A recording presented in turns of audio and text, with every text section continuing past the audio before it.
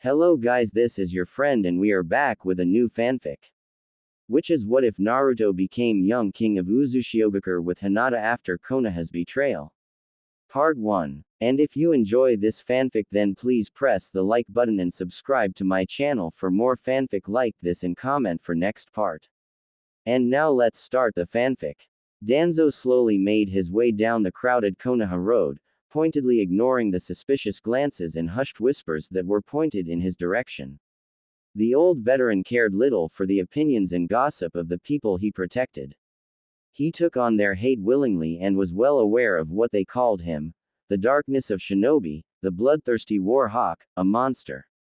None of these things mattered, as long as Konoha's future was secured. He would do what they wouldn't to ensure their survival.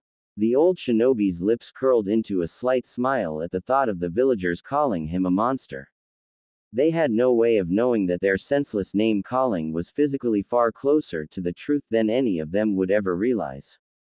Danzo and his single attendant smoothly exited the busy street in favor for a small alleyway, which afforded the pair increased privacy before they slipped into the back exit of a shabby building. Danzo disliked holding these types of meetings within Konoha itself, but his contact was adamant that he wouldn't enter the root compound. This sentiment in itself was why he trusted this former colleague. Mizushima Hideaki was an excellent political strategist and cautious to a fault. The man may have trusted Danzo enough to meet with him, but he wasn't stupid enough to step into the Warhawk's lair, even with the fat carrot that the Shimura shinobi was brandishing. The rusting door creaked as the Konoha counselor and his man crossed the threshold into the beat-up bar. The entire area reeked of mildew and old liquor.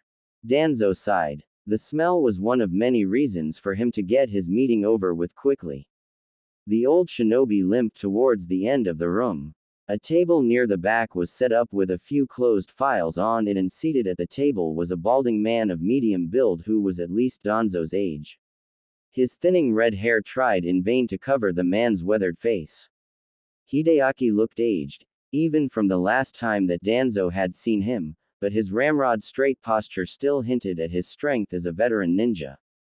Shimura Danzo, you're certainly looking worse for the wear. Discover more. Books. Books and literature. The Konoha nin let out a gruff chuckle. Funny words coming from another old soldier, Danzo countered. Discover more. Books and literature. Books. True enough. But pleasantries aside, Danzo, what do you want? You rejected my last two offers on the matter, and now, 5 years later, you suddenly decide to give in to my previous whims. Hideaki's wizened face was filled with thinly veiled suspicion.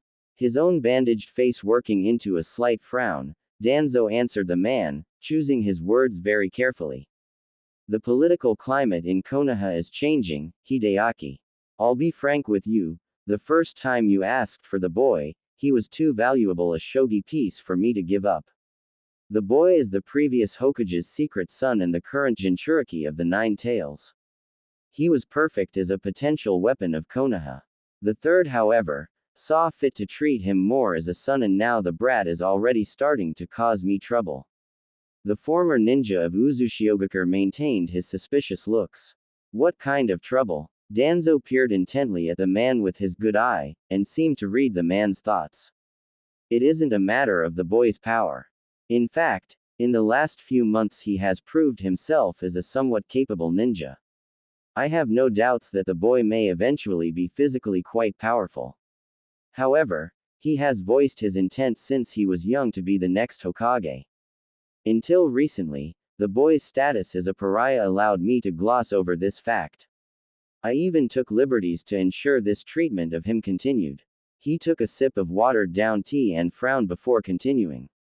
In the most recent Chunin examination, the boy beat a Hyuga prodigy and within the day was also implicated in defeating a neighboring village's Jinchuriki. A few reports have made it back to me that some people saw him as a hero. And this was without knowledge of his lineage. The red-haired man raised an eyebrow, but said nothing. The war hawk's good eye caught his old ally in an intense stare. Konoha doesn't need a hero, Hideaki. It needs discipline. It needs the old military ways.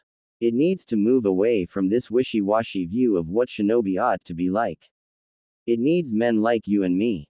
Danzo realized that his voice had been slowly rising until his last sentence was nearly a shout. He took a deep breath to collect his thoughts and then continued his long-winded explanation. That's why I'll help you gain access to the boy. I have no doubts that he would be charismatic enough for you to draw your people back to their homeland. And as luck would have it, he certainly lacks the brainpower of Namikaze Minato. You shouldn't have much trouble influencing him and molding him as you see fit.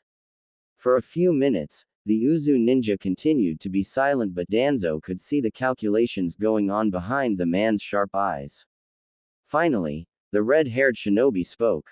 It seems it would be beneficial for both of us if I remove the Uzumaki boy back to our country. However, I think it would be prudent for both of us to be as removed as possible from the situation.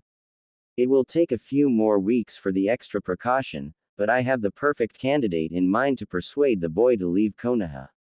Oh, my goddaughter Irie can handle the matter of picking up the boy. She is trustworthy, and if the boy is an orphan, let us say that I have no doubts that she will be very persuasive indeed. Hideaki watched as the darkness of shinobi stiffly got up from his chair and left with his seemingly mute attendant. The old Uzushiogakure ninja was feeling uncomfortably emotional about the day's events. When Danzo had contacted him out of the blue to say his mind had changed about the fate of the Uzumaki boy, he had been shocked but also cautious. Knowing the veteran politician, he didn't trust that the man would give up the kid without there being a strong reason. Over the course of the monologue, it became clear that Danzo personally stood to gain from the transaction, specifically, access to the title of Hokage.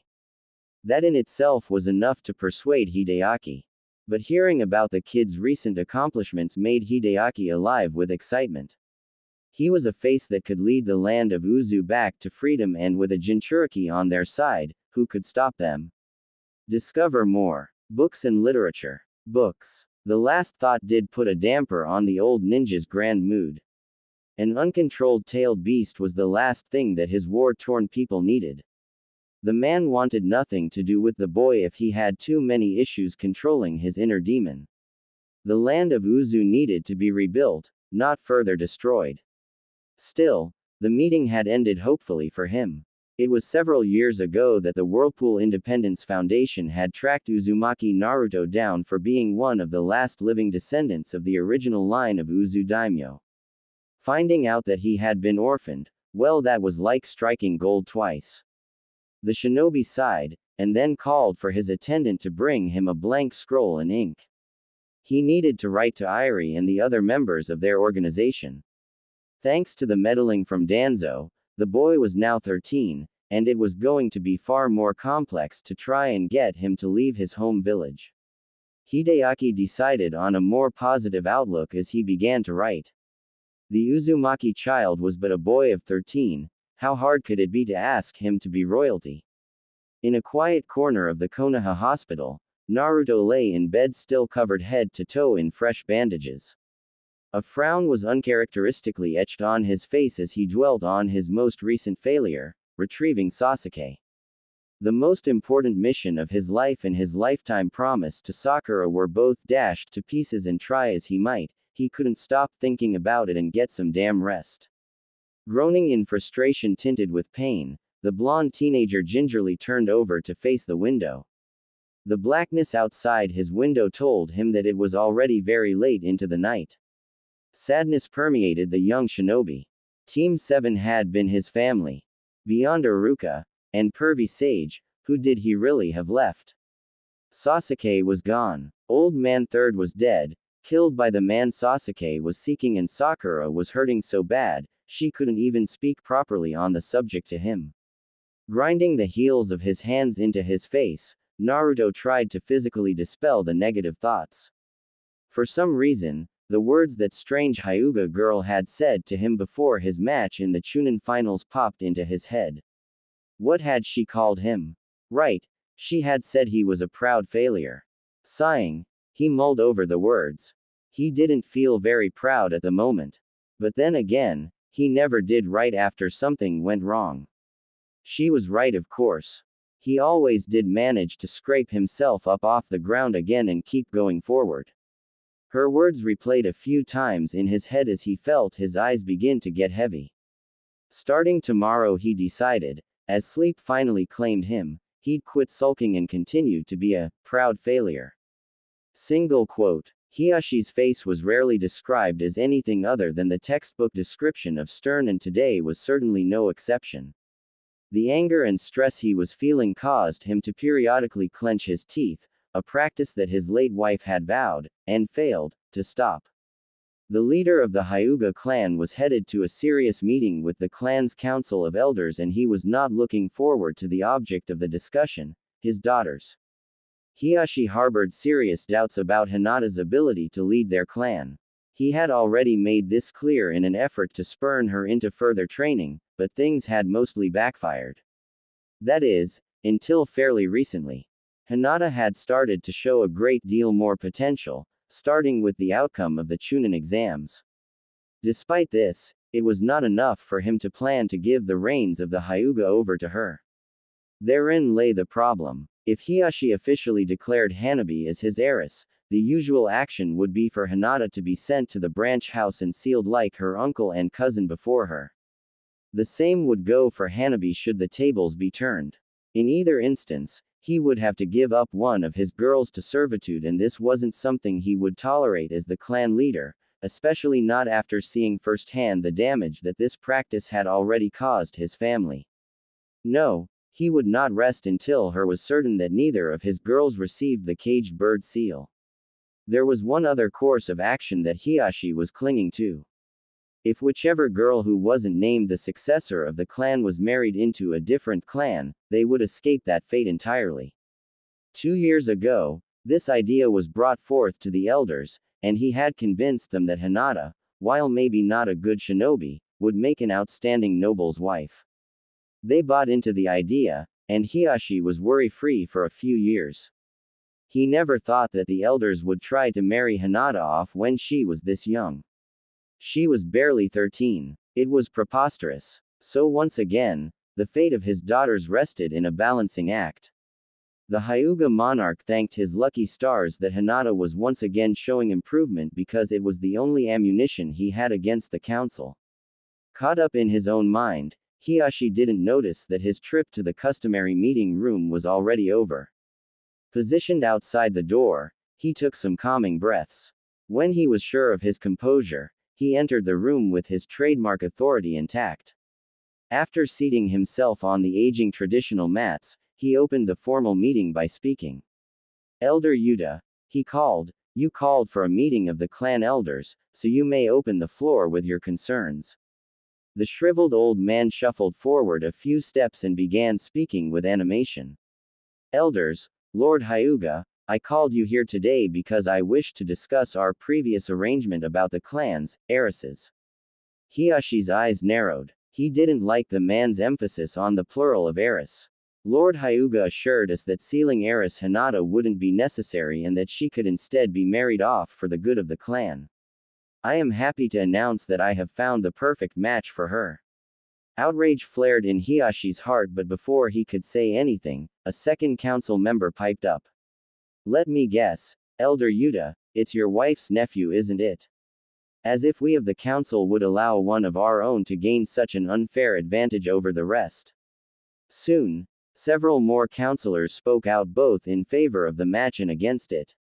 It never took long for the conflicting fractions of the Hyuga clan to start at each other's throats. Silence. Everyone in the room stopped speaking, and several councilmen sat back down.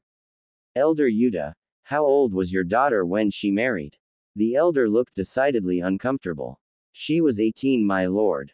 "And you, Elder Shichiro?" "My eldest was 17 when she married, and my youngest 23.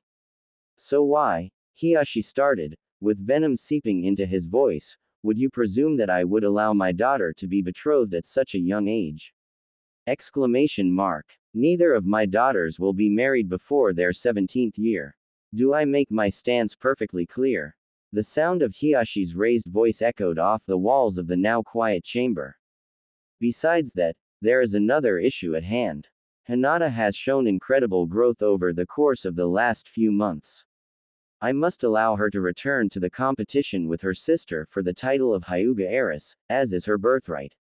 There was a collective hiss of anger and disagreement at the Hyuga head's words. One of the bravest councilmen spoke. You give us excuses, Hiyashi.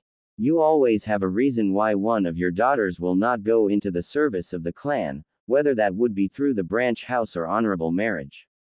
We have all had family give to the clan in one way or another. Hiyashi's normal frown deepened into a scowl at the men before him. He would need to make some sort of compromise to appease them for the time being. In a burst of quick thinking, it came to him. 3 years. In 3 years, whichever daughter is not chosen to lead our clan can be engaged to a suitable match. I do not, however, plan to change my mind on the actual age of marriage. This is the only compromise I will make on the subject. The Hyuga leader's pale eyes swept the room before him, daring any of the councilmen to speak again about the fate of his daughters. For a moment, the room remained deadly quiet. Satisfied that his point was made, Hiyashi moved on to the next order of business. He was far too busy keeping the councilors in line to realize that one of the daughters in question was outside the room's door and had heard the arrangements he had made on their behalf. Hinata stood completely still, shocked, frozen at the words she had overheard outside her father's conference room. It was the honest truth that she didn't mean to eavesdrop on the conversation between her father and the clan elders. She had simply been heading to bed after a particularly late-running mission with her team. But when she heard someone speaking about how they had found a match for her, she had stiffened up, caught in a fit of panicky horror. Things had only gone downhill from there. Hearing that she had been put back into the competition for the position as heiress was frightening. She dwelt on what she had overheard as she quietly slunk back to her quarters. People may not have believed it of her, but Hinata was not afraid for herself. As the heiress made her way back to her room, she stealthily cracked open the door to Hanabi's room. Unsurprisingly, given to the fairly late hour, Hanabi was asleep. Hinata would have to update her about the evening's events the following day. She was sure her sister would be happy to have the competition between them again, but then again, this time, Hanabi was old enough to understand the consequences for the losing side. The older Hyuga girl quietly closed the door to her sister's room and continued down the hall to her own. Hanabi was skilled and brave, and Hinata was sure that she would make a far better clan leader than herself. Besides that, to think of her little sister, her little firecracker sealed or locked away to be nothing more than a demure wife, no. Hinata would take that burden. She may not be a very strong kunoichi, but she definitely wasn't going to let anything happen to Hanabi. She would face 1,000 nejis to save her sister from the fate of the second son. Peeling off her dirty mission clothes and slipping into comforting PJs, Hinata wondered whether she would be sealed or married off when she turned 16.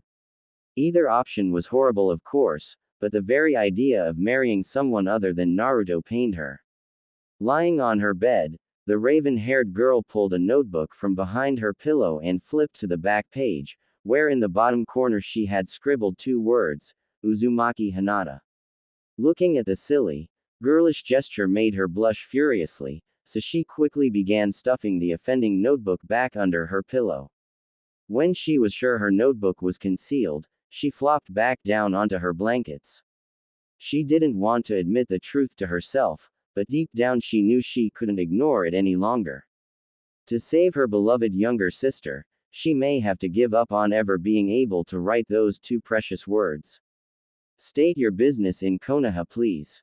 I am here for diplomatic purposes and to have an audience with your Hokage. Irie passed the documents to the guard, which showed her identity as an Uzu refugee and an ambassador.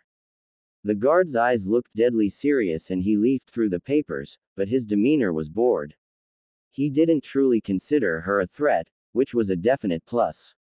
Irie wanted her mission to remain as diplomatic as possible. The land of Uzu was on the brink of reinstating itself as a sovereign, independent nation, and her performance here was directly linked to that. Have a pleasant stay, the disinterested Chunin drawled, passing her files back to her. Irie nodded briefly and passed through the massive wooden outer doors. The kunoichi gasped as she entered the village. She had never personally set foot in Konoha before. The place was huge. Whimsically colored buildings fought for space with each other and the massive trees which grew throughout the area. Bright flags and lanterns hung in the spaces not taken up by the buildings and flora, and civilians and shinobi alike weaved in and out of the free spaces, going about their business. In some ways, it reminded her of the home she had lost as a child. Uzushio had been similarly designed with taller structures working around the landscape. Both villages had cropped up in relatively confined spaces, although in the case of her home village, it was the island which was the limiting factor rather than a mountainside. Of course, the island village hadn't been half as colorful. The sea air wasn't kind to the paint on the buildings, so many people opted to forego it altogether. The Uzu ambassador was drawn from her reflections by the realization that she had actually stopped dead in the street to look at the bustling township, and was blocking foot traffic. Moving to the side of the road, Irie pulled out her notes which provided instructions from one of their spies on how to reach the office of the Hokage. It was something that certainly wouldn't have been that hard to find out, but Irie thought it to be less professional if she had to stop to ask the locals her destination. Discover more. Books and literature. Books. The office turned out to be some distance away, but she didn't mind. The air was fresh, and the route was scenic. She much preferred the look and feel of Konoha than her adopted village of Kusa, which was a low, sprawling village with a monochromatic palette. Konoha was large, but not so huge that traveling on foot was too much of a hassle. In just over an hour, Irie found herself outside of the Hokage's office. A kunoichi with short black hair and a tidy black kimono greeted her and told her she would have to wait as she didn't have an appointment. Irie took a seat outside the office, killing as much time as possible investigating her surroundings and rereading her notes on her target. A sudden smash ended the dull atmosphere of the waiting room and an orange blur flew past her and into the Hokage's office, ignoring the closed door. "Brat," a feminine voice boomed, "what have I told you about opening the closed office? You said not to come in, but I'm ignoring that right now because this is important." And on a completely unrelated note, how much was that vase in the other room worth? The words were thrown out with such speed and intensity that Irie almost couldn't catch them. There was a drawn-out sigh, and the female voice continued. "Naruto, it was worth more than your house. Why the hell are you even here to break it? Oh granny, don't make that face. I was here to see you, for a mission. We've been over this, Naruto. You are still recovering. You are still off duty until next week. And I swear if you call me granny one more time and I will punch you so senseless, you'll be off active duty until next year." Discover more. Books and literature. Books. The groaning and bickering in the adjacent room continued, but Irie was no longer focused on it, instead focusing on the name, Naruto. She glanced down at her sheets. How common of a name could it be? Certainly the poorly mannered and somewhat clumsy boy in the other room wasn't the child she was looking to bring back with her. With a slight downturn of her lips, the woman watched as a blonde child clad in a neon jacket and pants combo exited the room, grumbling under his breath. He caught sight of her staring at him with a wary look in his eye. She smiled at him, and the effect was immediate. His face lit up into a grin, and his bright blue eyes twinkled. "Hey lady," he said with a chipper tone, before setting off down the hallway in a half-run. Irie was still chuckling to herself about the child's exuberance when the Hokage's assistant told her the leader of the Leaf was ready for her. Perhaps not all was lost with the boy. He only needed the right direction.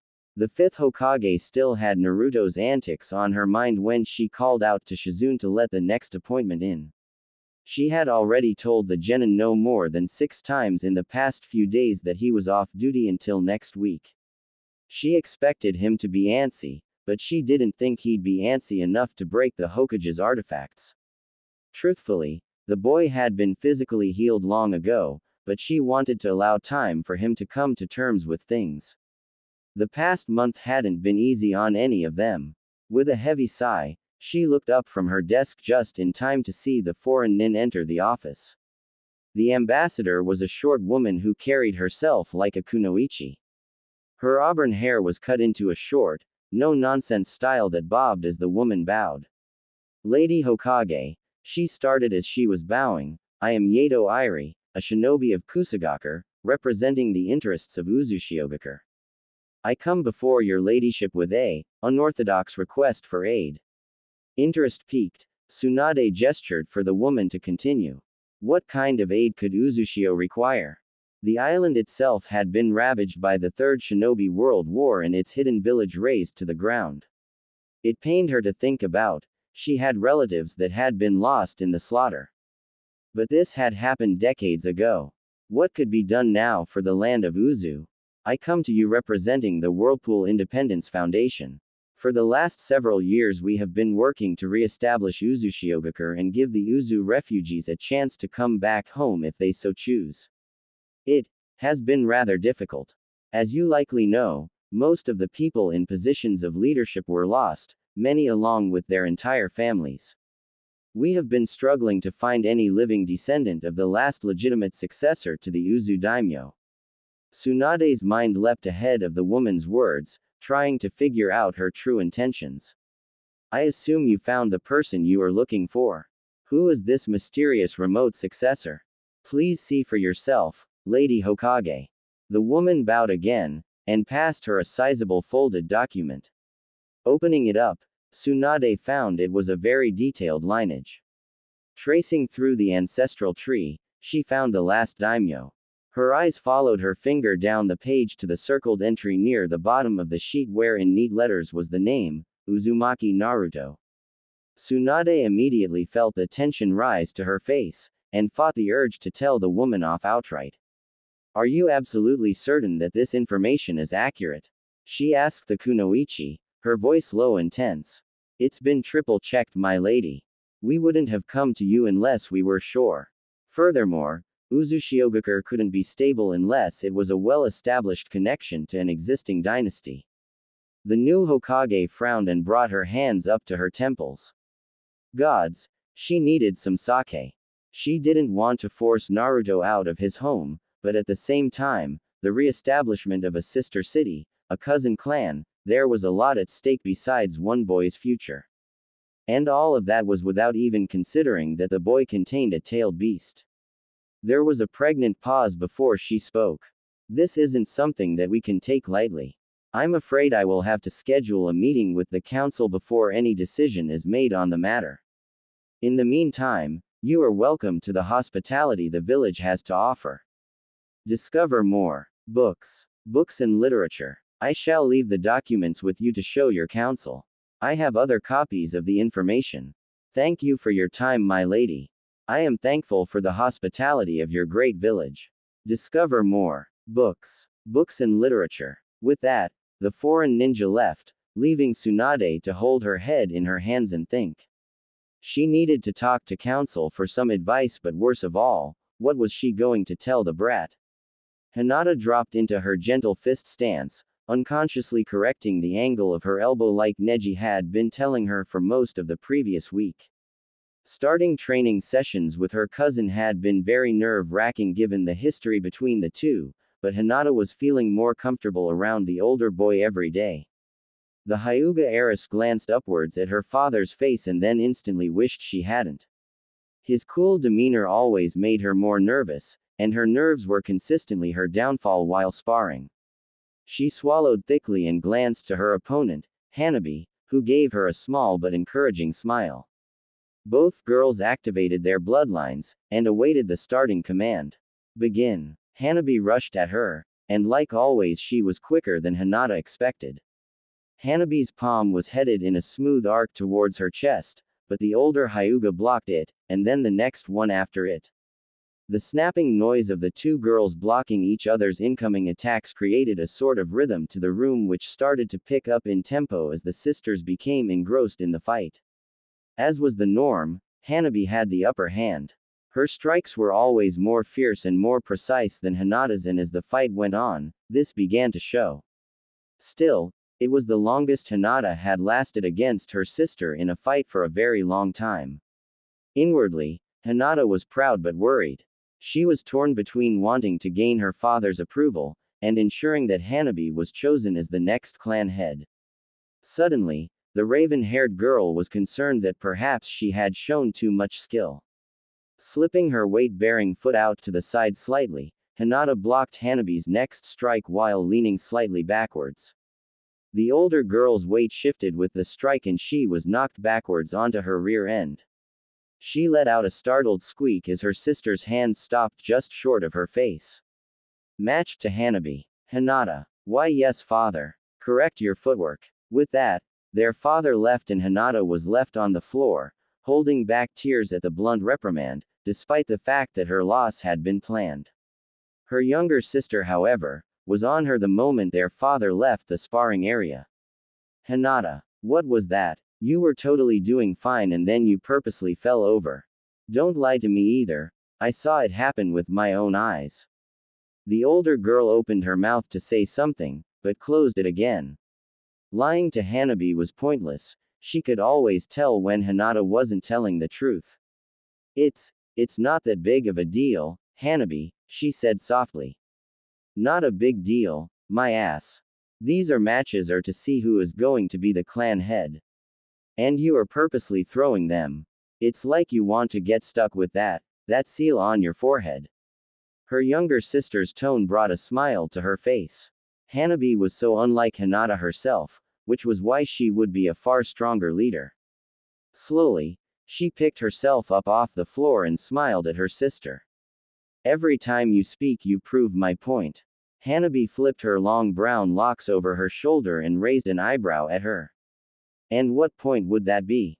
Hinata gently placed her hand on her sister's shoulder. The point is that you are far better suited to leading the Hyuga than me. We both know that, and I could never live with myself if you got the sea-caged bird SS seal.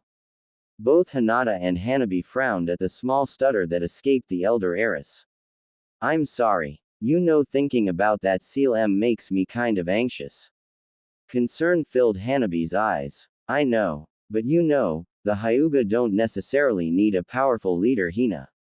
They need a kind one too. Lucky for them, you are both. Hanabi laughed. I'm a terror and you know it. Not as half as you might wish you were, Hana. The laughter in her younger sister's eyes wasn't long-lived and Hinata knew that Hanabi wasn't going to let go of the previous topic. Hinata, promise me you won't throw another spar. If the worst should happen, and you do end up the one getting, well you know, I need to know that it was at least a fair fight.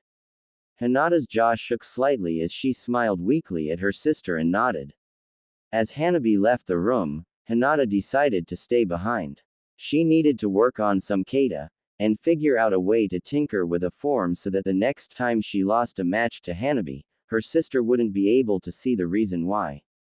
Discover more. Books. Books and literature. Naruto slurped up the glorious lunch in front of him, thankful that he had run into Iruka right around lunchtime.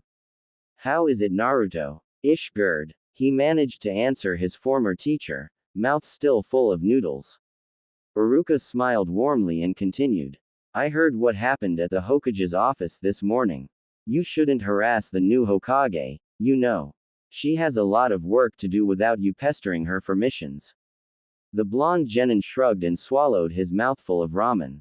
I know sensei, but I'm going crazy with boredom. I've been ready for a mission for days.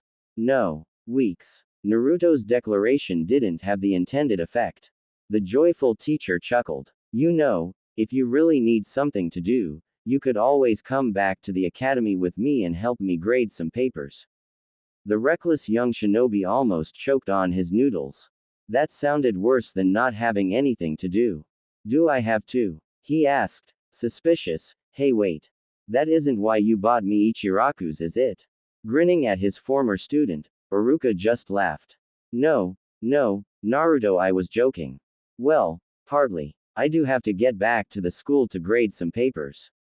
The older man pushed himself up from the stool and paid for both meals. Enjoy the rest of your day, Naruto. And don't, he called over his shoulder as he walked away, go back to the Hokage's office. Naruto watched his sensei leave, and stirred noodles around in his half-empty bowl before picking it up, and slurping down what was left. With a satisfied grin, he placed the bowl back on the counter and wiped his mouth on the sleeve of his jacket. Right as he placed the ramen bowl down, he noticed that there was someone watching him from the road. He glanced at the woman, and it took him a moment to place her as that lady who had smiled at him in the Hokage's office. "Hello again, lady," he called. A little bit of a blush hit the woman's face as he noticed her staring at him, but she quickly composed herself. "I'm sorry, I'm afraid I wasn't being very polite, but I couldn't help but look at your jacket. It's very bright. It's really awesome, right?" She smiled and nodded in the affirmative. "I'm Yato Iri. What's your name?" "I'm Uzumaki Naruto, one of the greatest ninja in the village." "Well, I'm going to be the next Hokage, ya know."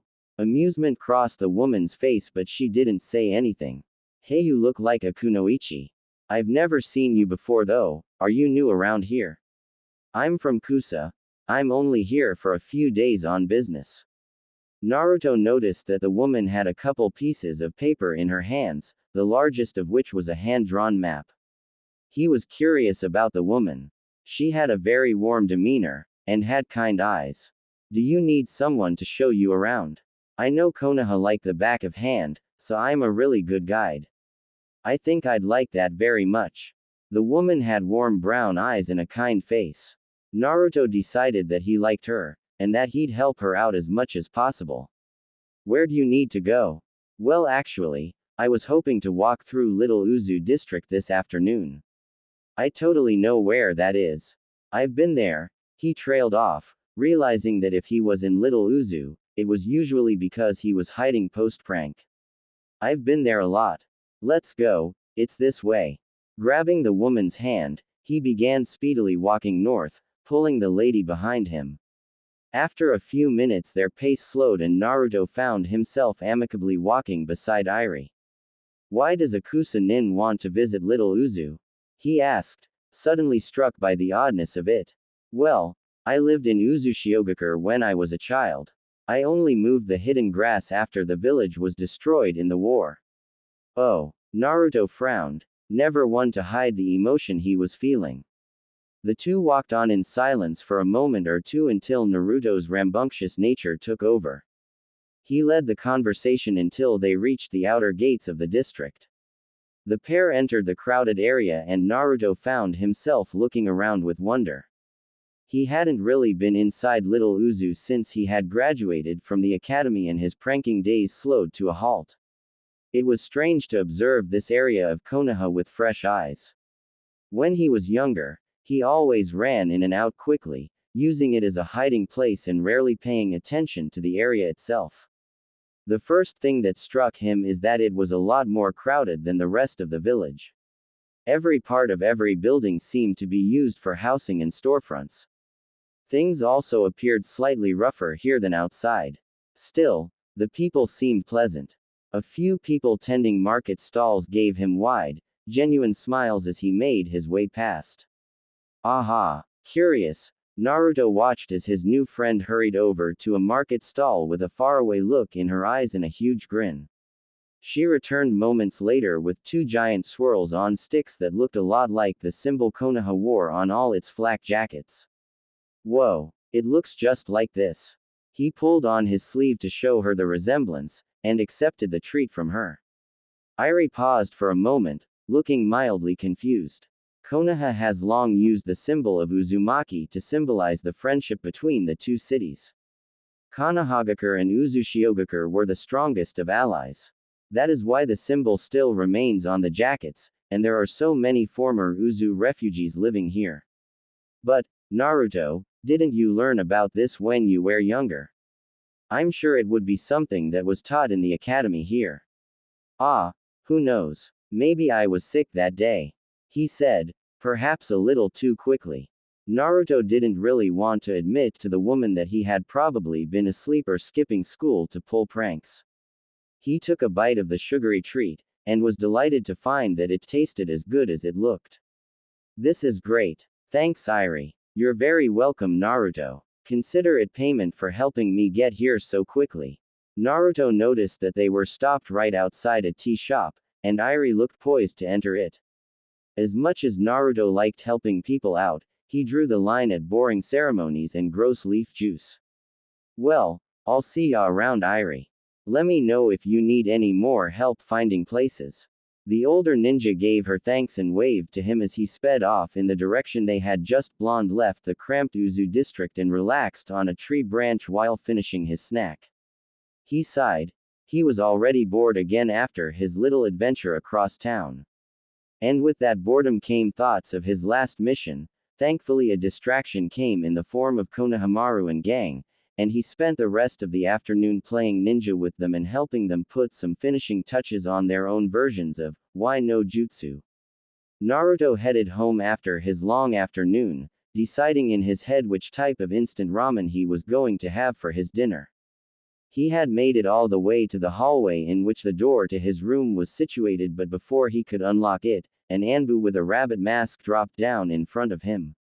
Startled, Naruto dropped his keys and looked up at the elite ninja with wide eyes.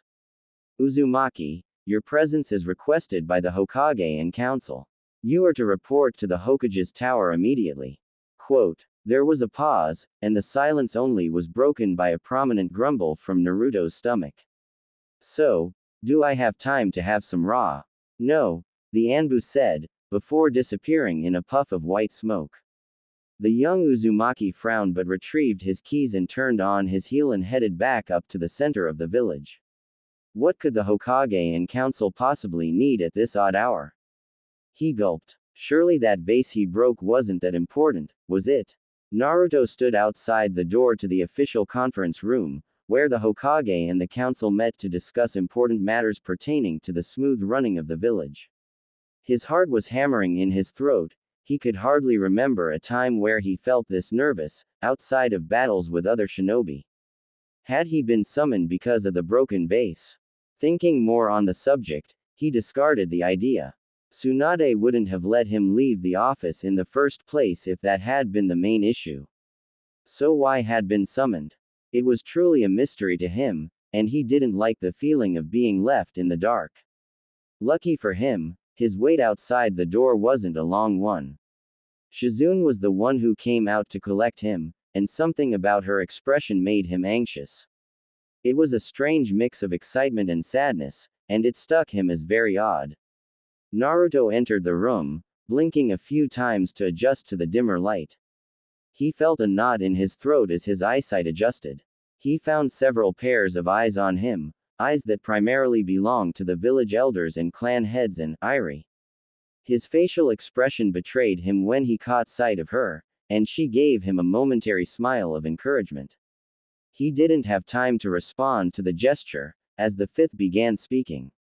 I'm sure Naruto would like to know why he was summoned here, so why don't we begin? Tsunade looked deadly serious as she continued, Naruto, the first thing we need to do is discuss your parentage. The blonde felt his eyes go wide. What? Parents? He had yearned to know more about his family for as long as he could remember, but now that the moment was upon him, he was uneasy. What if he didn't like what he found out? This has been a village secret, but recent events have made it necessary to disclose the information to you and only you. You're the son of Uzumaki Kushina and Namikaze Minato. Discover more. Books. Books and literature. The Hokage paused, presumably for the information to sink in, but it took Naruto a few moments to place a name to a title. The delayed reaction was one of over-enthusiastic excitement. Wait, Namikaze, the fourth Hokage. Yeah, my dad was awesome. I'm awesome. The young shinobi began cheering, not caring who heard him, or that he was in the middle of the Hokage and council's meeting room. A few people in the room, primarily clan heads that had known Kushina and Minato, smiled at the display. Tsunade herself suppressed a grin, seeing the brat that happy was strangely fulfilling. Naruto, Tsunade began as his excitement began to die down, I know that's really big news for you, but that isn't all of what we brought you here to talk about. In fact, this has a lot more to do with your mother than it does with your father. Naruto nodded and sat down, hands interlocking on the back of his head. His smile was wide, So much so that it was paining his face, but he didn't mind. He had parents. Awesome parents that he could be proud of. Nothing the Hokage or council could throw at him today was going to shake him. Uzumaki Kushina was a very strong-willed and talented kunoichi who also possessed incredible chakra. She also held the 9 tails before you did. Naruto felt his mouth fall open. It was official. Both his parents were badasses. More importantly, Kushina was not originally from Konoha.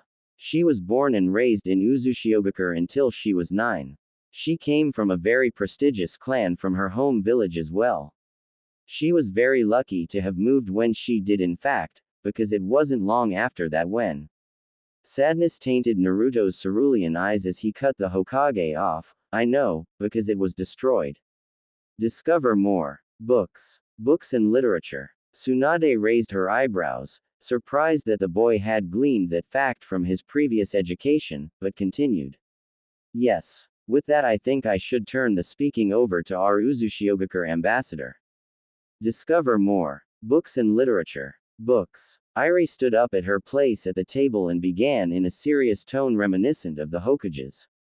Since our village was destroyed, Naruto, citizens of Uzu got dispersed all over the continent. Many were taken in here in Konohagakure or in Kusagakure. It is admirable that our allies came to our aid when we needed it most, but the traditions and culture of Uzu are slowly being lost, as refugees and their families begin to integrate more with their adopted villages. What does all this got to do with me? We're getting to that bit, brat. Just be quiet and listen. For several years now, we've been looking to re-establish the village of Uzushiogakure, but without a legitimate successor of the previous dynasty it's been hard. Many people could try to take control of a country just starting again. We don't want a dictatorship. This has been a difficult task, because many of the leaders of Uzu and their families didn't live through the war. We are lucky to have a person that is related to the previous daimyo, even if it isn't the closest of relations. Who is it? I mean, is it someone I know?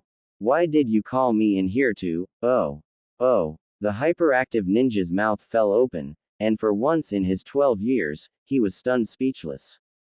Uzumaki Fukoku, Kushina's aunt, was married to the second to last daimyo, making the last daimyo your second cousin. I know this is a lot to ask of you, Naruto, but Uzushiogakure needs a legitimate successor to succeed in rebuilding. You are the only surviving relative that we have found, after nearly a decade of searching. Naruto sat with an almost blank expression on his face, unsure of how to react. The day had been ridiculously overwhelming. He'd found out about his parents and been told he was the last living member of a noble family line. And they wanted him as their leader, not only of a village but a small country. He'd always wanted to be the Hokage, and that was something that suddenly grew stronger today at the revelation that his father was the 4th Hokage, the leader he'd always looked up to the most. Would leading Uzu be the same? If he left Konoha, he would never be able to follow his hero's footsteps as closely. Besides, deep down, he knew that he wasn't ready for that kind of responsibility either. He suddenly felt very childlike. He wished his parents were here to help him make the right decision. Feeling as if he might tear up, he cleared his throat and faced the room, fixating on the Hokage. Granny, do I have to go? Tsunade's normally serious, council face softened.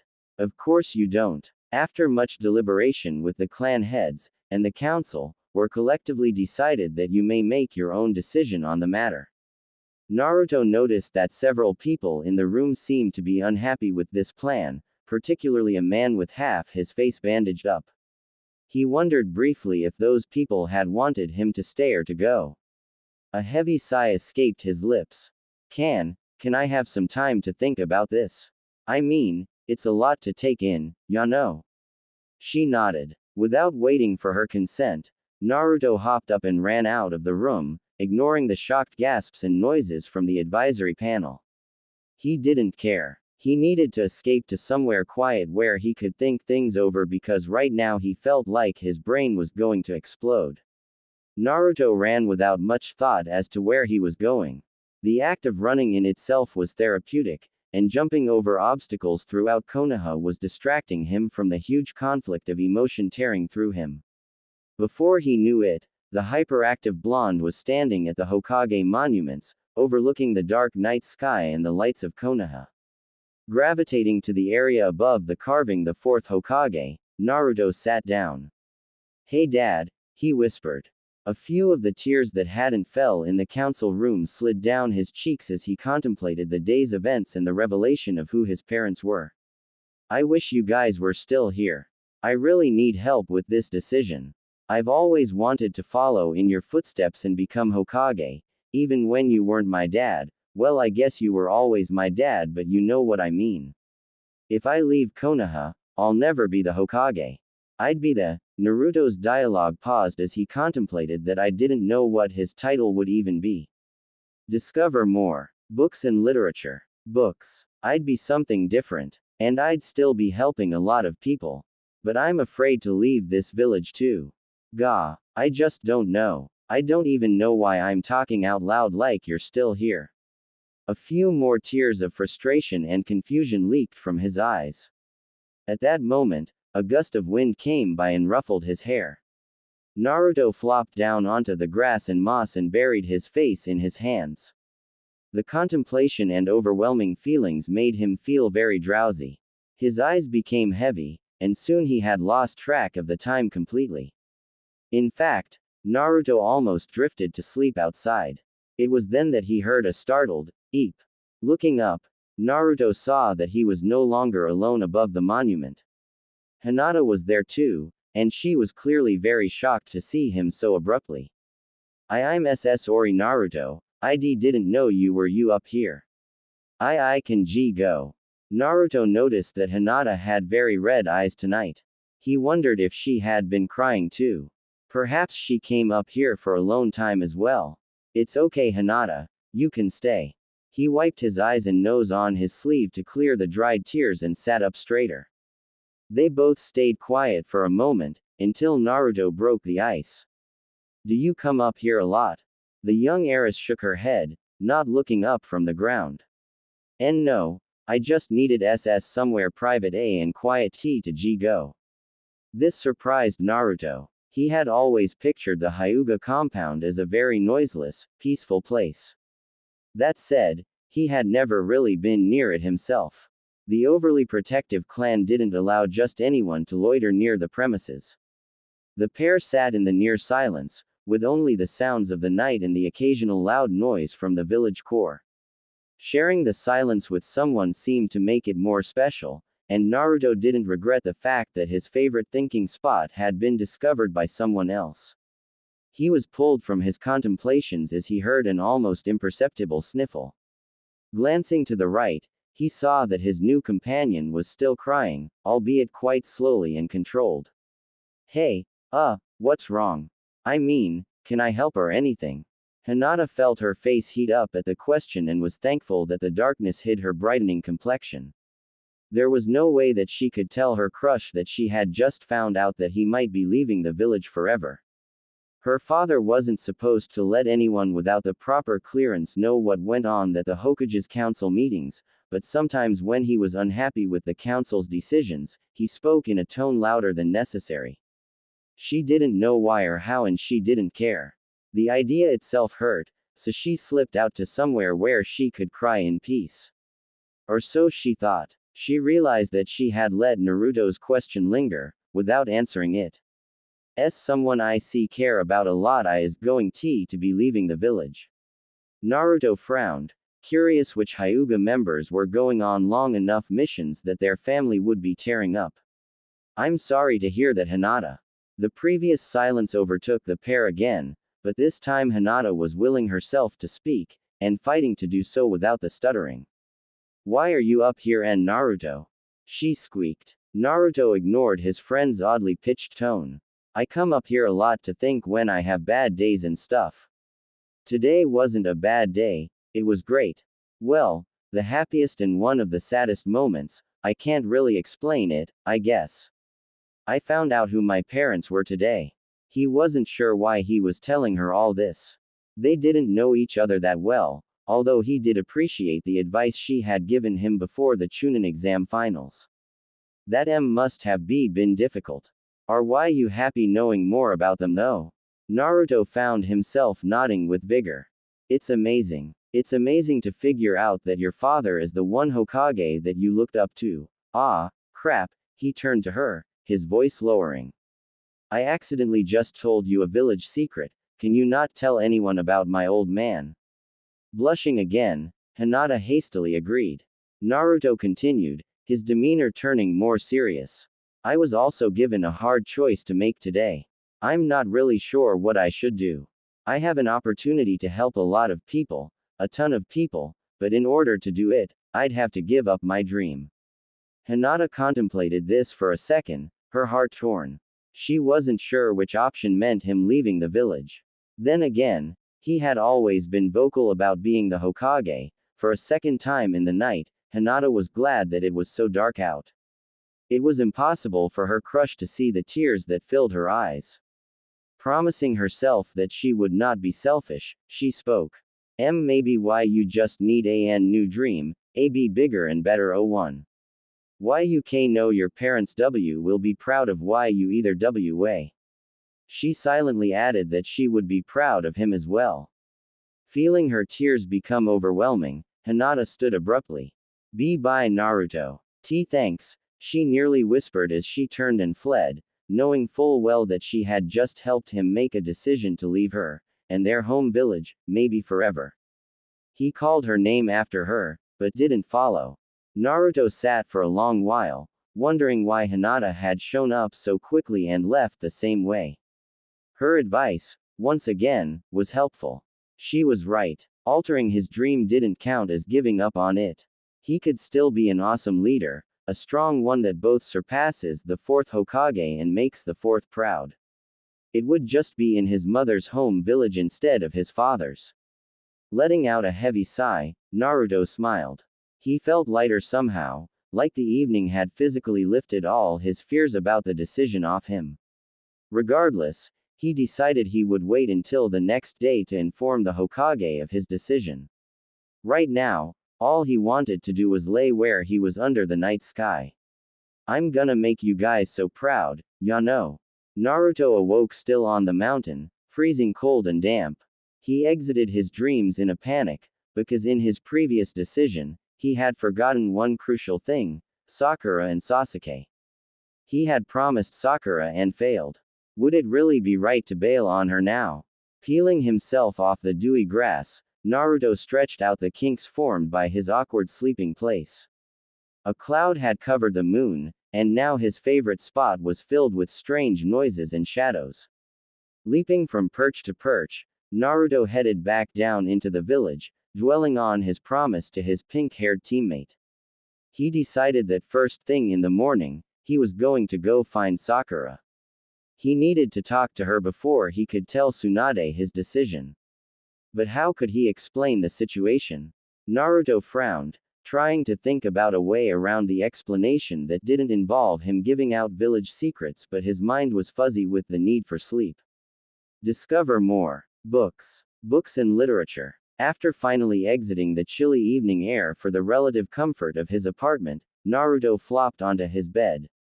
He decided groggily that he would cross that bridge when he came to it. It couldn't be too hard to explain the situation to a teammate. Haruno Sakura was getting seriously pissed off.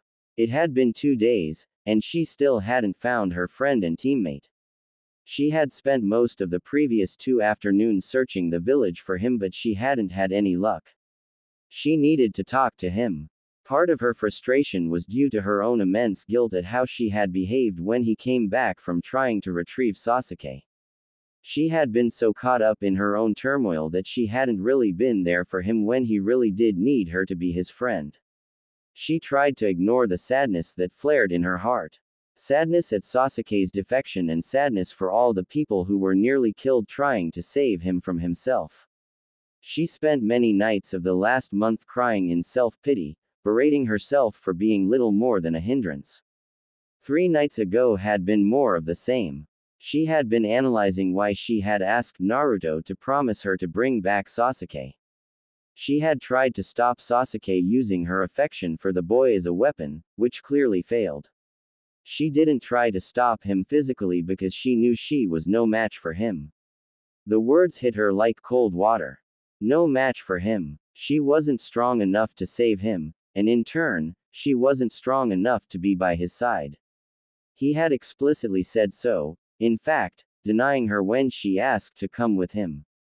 She was too weak. At first, this realization had made Sakura more upset, and she muffled her wailing cries of pain with her pillow.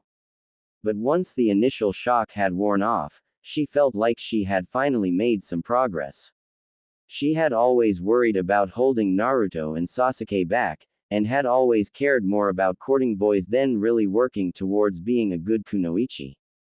The reality was if she had cared more about being a strong kunoichi, she would have had a chance to save Sasuke when he was trying to leave the village, or in the very least have helped Naruto face him. Maybe if she had stood out as a prodigy herself, Sasuke would have given her more attention, rather than her scheming for it in roundabout ways. This realization made her furious with herself, and she vowed as she lay in bed with a tear-tracked face that she would never again worry about being too weak to stand beside the boy she loved. She would train until she was strong enough to take Sasuke back by herself. Once this vow had taken hold of her heart, her mind raced with a plan to keep up with it. She decided that if she was going to be a great kunoichi, she would need to train under one. And no one woman in the village was greater than Tsunade. Sakura decided that she would pull a card from Naruto's hand, and would ask the fifth to take her as an apprentice without taking no for an answer. That had been 3 nights ago, and Sakura planned on asking the Hokage to train her today, as yesterday there was some sort of emergency meeting and her appointment had been pushed back to this afternoon. But before she spoke to the Hokage, she wanted to speak with her teammate and tell him that he didn't have to worry about her anymore. After spending another hour fruitlessly searching downtown Konoha, Sakura let out an angry huff of frustration. Where could that damn idiot be? Which idiot are y'all looking for, Sakura? Ah. The startled Pinkett yelped in surprise and turned on her teammate in an instant. You, Naruto, I was looking for you. Where have you been? I've been trying to talk to you for 2 days. The blonde effortlessly brushed off Sakura, calling him an idiot. It's been a weird 2 days. Anyway, what do you want, Sakura? I was hoping you'd wanna get some ramen. No, I have stuff to do. I'm meeting the Hokage later. Me too. Let's walk together. Sakura rolled her eyes slightly but consented. It was probably the most convenient way to talk to Naruto without him getting the wrong idea. The two began walking in the direction of the Hokage's tower, and Sakura took a deep breath, preparing to broach the tender topic. Naruto, I want to apologize for what happened when you came back from trying to save Sasuke. I was hurting really bad, and I was so disappointed that I avoided you, when you probably needed the support as much as I did. I'm sorry. Naruto's typically jovial features sunk into a more serious look. It's okay, Sakura. I know how much that promise meant to you. I'm just sorry that we failed. She watched as he opened his mouth as if he was going to say something else, but closed it again. I've come to a decision. That burden that I placed on you shouldn't be yours. I'm the one that fell in love with Sasuke, and I'm the one that's going to bring him back. I know I'm not strong enough to bring him back yet, but I'm going to be. I'm going to ask Tsunade to take me on as an apprentice. So I'm officially taking back that promise I made you give to me. The burden is mine to shoulder. Sakura noticed that after her declaration, Naruto had stopped walking. She turned to face him. What? She was already bracing herself for Naruto saying that she couldn't do it by herself or that she was too weak to even try. But none of those things came. I'm glad to hear that, Sakura. He didn't look happy, and he didn't start walking again. His fists balled up and his bright blue eyes met her green ones. I'm leaving the village. The pink-haired kunoichi stood in shock, wondering if she had heard correctly. Wait, what? I've been given an opportunity to help a lot of people in a different country. The only thing is I have to leave Konoha to do it. I didn't want to go if it meant breaking a promise, but I just rescinded it, she said quietly. He nodded, avoiding her eyes. She felt like she had gotten hit with a brick. Now both her teammates were going to be gone. It was in that moment that she knew she relied on the both of them a lot more than she had let herself believe, but it also strengthened her resolve to be a strong ninja in her own right. She would have to protect Konoha for all three of them. Her serious look seemed to be reflected in her former teammate's demeanor as he caught up to her on the dusty road. Putting a hand on her shoulder, he said, "Don't worry, Sakura. You're the kind of scary person that would definitely make it through Granny Tsunade's training." Sakura's eyes narrowed, and she gave Naruto a thump on the head, albeit far less hard than she usually did. "Thanks, Naruto." The pair walked silently until they reached the Hokage's office. The pair entered together when it was time for Sakura's appointment. "You first," Naruto whispered, hanging back. Sakura bowed politely. "Master Hokage, my name is Haruno Sakura and I'm here to make a request." She looked up to meet the Hokage's eyes before she finished speaking. "Please, take me as your apprentice." Tsunade eyed the pink-haired girl critically for a few moments. She had heard from Kakashi about Sakura's excellent chakra control and that fire in her eyes. "I accept. I won't go easy on you from now on."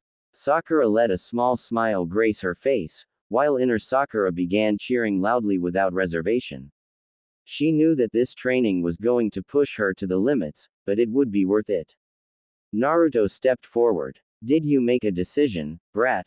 The young blonde nodded. "I'll go." Sakura watched as the Hokage smiled at her brash teammate. "Naruto, I deem my apprentice trustworthy enough for you to tell her where you're going. The rest of your friends can't know the truth, I'm afraid. It is one of the stipulations from Uzushio, and primarily in place for your protection." He nodded and turned to Sakura. Suddenly, he broke out into a huge smile. "Oh man, Sakura, you are totally going to freak out at this, ya know." Tsunade watched over the two genin who were speaking animatedly before her. She decided to let the two have their time to speak, since Tsunade wasn't sure when Naruto would be coming back to Konoha. The details of both Naruto's move and Sakura's training could wait, at least for a few more hours. The last couple days that Naruto spent in Konoha passed in a near blur. All too soon, he found himself standing in his mostly empty apartment. The noise of his footsteps echoed oddly in the barren rooms. Having everything removed from the place somehow made it seem a lot smaller. Irie had said that a large estate complex was being renovated and rebuilt to house himself, his staff and tutors, as well as workers to start rebuilding other part of the village. He found that his orphan's imagination was failing him when he tried to imagine what his new room was going to look like. Discover more. Books. Books and literature. He quietly said goodbye to his old place, locking up the door for the final time and leaving the key under the mat as he had been instructed. Naruto had all of his most important things secured in a knapsack slung over his back, and it honestly wasn't very heavy. He didn't really have a lot of belongings. The most important things were Gama-chan, who was filled with his life savings, his favorite t-shirt, a book that Pervy Sage had given him, and lastly, a framed picture of his parents that the Hokage had tracked down for him. To protect it, the picture frame was bundled up in the rest of his relatively few clothes. Naruto was conflicted between extreme excitement and overwhelming melancholy as he walked down to Ichiraku's ramen for his final breakfast in Konoha. He had been eating almost exclusively there for the past 3 days, something the withered Gama-chan could attest to. He sat down at his regular stool, placing his pack underneath. "I'll take a tonkatsu ramen, old man." Tsuki smiled at his most regular costumer and nodded. "Make that too, Tsuki." Naruto turned to see his old teacher sit down beside him. "Hey Naruto, you didn't think I'd miss your last meal in Konoha, did you?" Naruto's mood perked up a bit, but only just. As the time for him to actually leave grew closer, his nerves did as well. "Nah, I knew you'd come to say goodbye." Uruka's smile didn't waver much as he took in his former pupil's somewhat solemn expression. "Why the long face, Naruto? I'd think that you'd be bursting at the seams with excitement today. The boy shrugged. I guess I just started to really feel welcome here. I finally have friends here and now I'm leaving. Almost all of them don't even know where I'm going. Naruto, are you going to forget all the friends you made here? Discover more. Books and literature. Books. Wah, of course not. No matter where I am, I'll be their friends for life. Discover more. Books. Books and literature. Then why are you so worried that they'll forget you? Besides, Iruka said, ruffling the boy's hair, you'll always have at least one friend in Konoha. Never forget that, Naruto. You're like a younger brother to me. A younger brother I'm extremely proud of. I know leaving wasn't a decision you took lightly. The young man's sentiments brought a huge heartfelt smile to Naruto's face. Thanks, Iruka, I feel a lot better now. It was at that moment that Chuki placed 2 bowls of ramen down and both professor and pupil dug into the steaming noodles in front of them. The rest of the meal had much more light-hearted banter, punctuated by slurps from Naruto loudly enjoying his breakfast. At the end of the meal, Chuki proudly stated that their food was on the house, and Naruto readied his backpack to leave. His earlier talk with Iruka had mostly abolished his fears of leaving his friends, and with high hopes he headed out to the Konoha gate to meet Irie. Naruto didn't know exactly how the journey to Uzu was supposed to go, but he did know that the first leg of the journey was going to be on foot. He noticed as he headed up to the gate that his traveling companion was already waiting for him, with a small traveling bag strapped over her back. She waved genially as she saw him approach. Good morning, Naruto. Are you ready to leave? She asked, voice soft.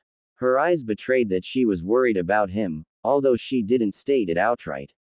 He grinned up at her. Yeah, I'm totally ready to go. Irie's somewhat worried state dropped as she saw the young man's confident demeanor. Inwardly, she smiled. The boy was incredibly resilient. He was leaving the only place he had ever lived for a foreign land with someone what he had known for mere weeks, and yet he took things in stride. Side by side, the pair walked out of the Konoha gates with Naruto glancing back every so often to watch his home village fade from view into the foliage. Hinata watched Naruto walk out of the village, feeling wounded.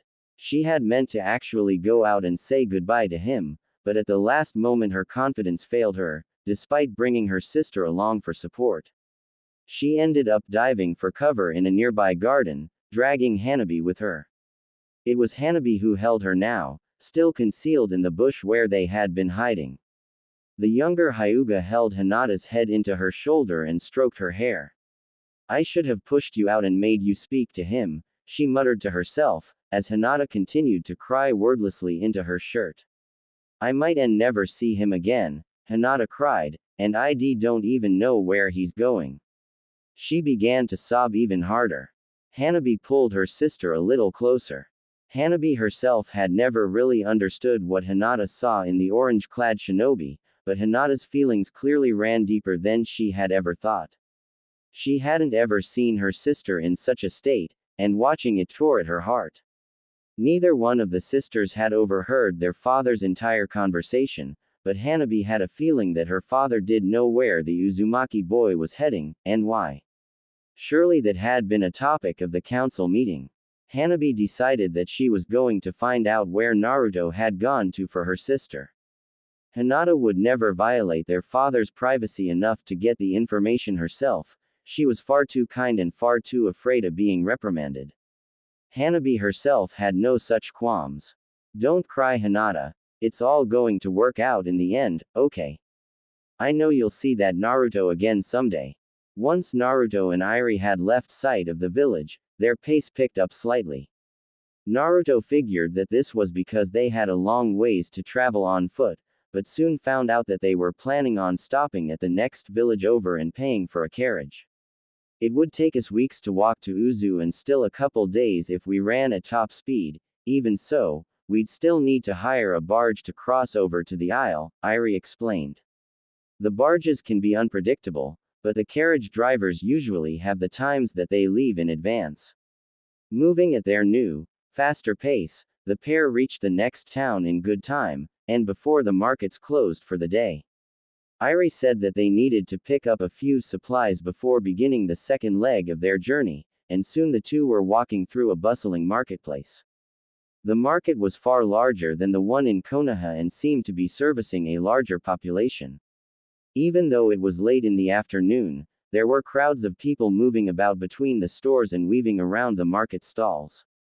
The blonde felt himself craning his neck to see all the sights the area had to offer. Discover more. Books and literature. Books. Irie didn't seem to take much notice of the boys' fascination with their surroundings. Naruto tagged along as the auburn-haired Kunoichi procured supplies they needed for the journey in Uzushio. She brought several boxes of rice, sweet potatoes and beans, with instructions for them to be delivered to their hired carriage. She also bought a supply of ink, various brushes and blank scrolls along with several other stops for various household items. The truth of it was that it bored Naruto to tears, but his interest was piqued when they stopped outside of a clothing store. Last stop Naruto. We need to get you some new clothes before we set off for Uzushio. The blonde's face contorted in horror. What's wrong with what I'm wearing? Well, it's just not very formal, Irie explained. There isn't anything wrong with your jumpsuit for training and the like, but you can't have something like that for everyday wear. It's vaguely inappropriate, so I can still wear it for training. The boy's eyes were pleading. Irie sighed, realizing that the bright orange outfit was here to stay, at least until Naruto outgrew it. You may, but only for physical training. With that reassurance, Naruto proudly opened the door to the shop with Irie following close behind him. A bell jingled above their heads. A short shopkeep came bustling out of the back to greet them. The man was incredibly courteous, which for Naruto was something of a new experience. Irie demanded to see the clothes made with the best fabric the man had, and he happily complied. The most difficult part was deciding on colors. Naruto was, of course, drawn to several articles of orange clothing. Irie tried to steer the boy to varying shades of blue, a color traditionally worn by Uzu's rulers. In the end, the two reached a compromise with Naruto getting mostly blue clothing with a few articles of a deep burnt orange color. The older ninja insisted that Naruto pick something to wear from the things that they had just purchased, and with a small amount of direction from Irie, he ended up in a pair of navy pants and a long-sleeved, dark orange top. The clothes were quite basic in design but also far more expensive than anything he had laid his hands on before. As they walked to the carriage, Naruto tried to get used to the strange feel of the expensive, soft cloth against his skin. They reached the overburdened carriage in a few minutes. The items previously bought by Irie were already loaded on and the horses had already been made ready. The driver indicated that they could leave whenever the pair was ready to go. The kunoichi stood beside the carriage and swept one arm behind her back as she bowed and gestured to the carriage with the other. After you, my lord. Naruto peered at the woman, face incredulous, but climbed into the seating area. Irie followed soon after and closed the door. They sat in silence for a moment before Naruto spoke. That was super weird. The auburn-haired woman raised her eyebrow and smiled at the boy. You had better get used to it. If you like, I can be more informal in private, but in front of other people, such as the carriage driver, I have to maintain that kind of respect. Naruto simply nodded. He fidgeted into a more comfortable position and stared at the ceiling of the carriage. It was downright bizarre to have a grown woman speak to him like that. Some part of him had rationally expected it to happen, but it was very odd when it actually did occur. This was especially true for him, since he had basically ignored such protocols his entire life. The train of thought he was on was beginning to make him feel uncomfortable, so the blonde shinobi busied himself with reattaching his kuni pouch to his thigh. Having his weapons within easy reach made him feel much more at ease. The relaxing feeling didn't last long. It suddenly struck Naruto that Uzu had offered him the position of daimyo, not Kage, and he was suddenly not sure if he was going to be continuing his training as a ninja. He had been so busy preparing to leave in the last few days that he hadn't thought to ask. Maybe the comment about using his old jumpsuit for physical training had been a trick. Irie seemed to notice the sudden change in the atmosphere of the vehicle and turned to face Naruto just as he began to speak. Irie, am I still going to be training to be a ninja? He tried to sound casual, but his voice cracked slightly, giving away the emotion behind the question. Discover more. Books and literature. Books. The kunoichi looked surprised at the sudden question. Of course, she said.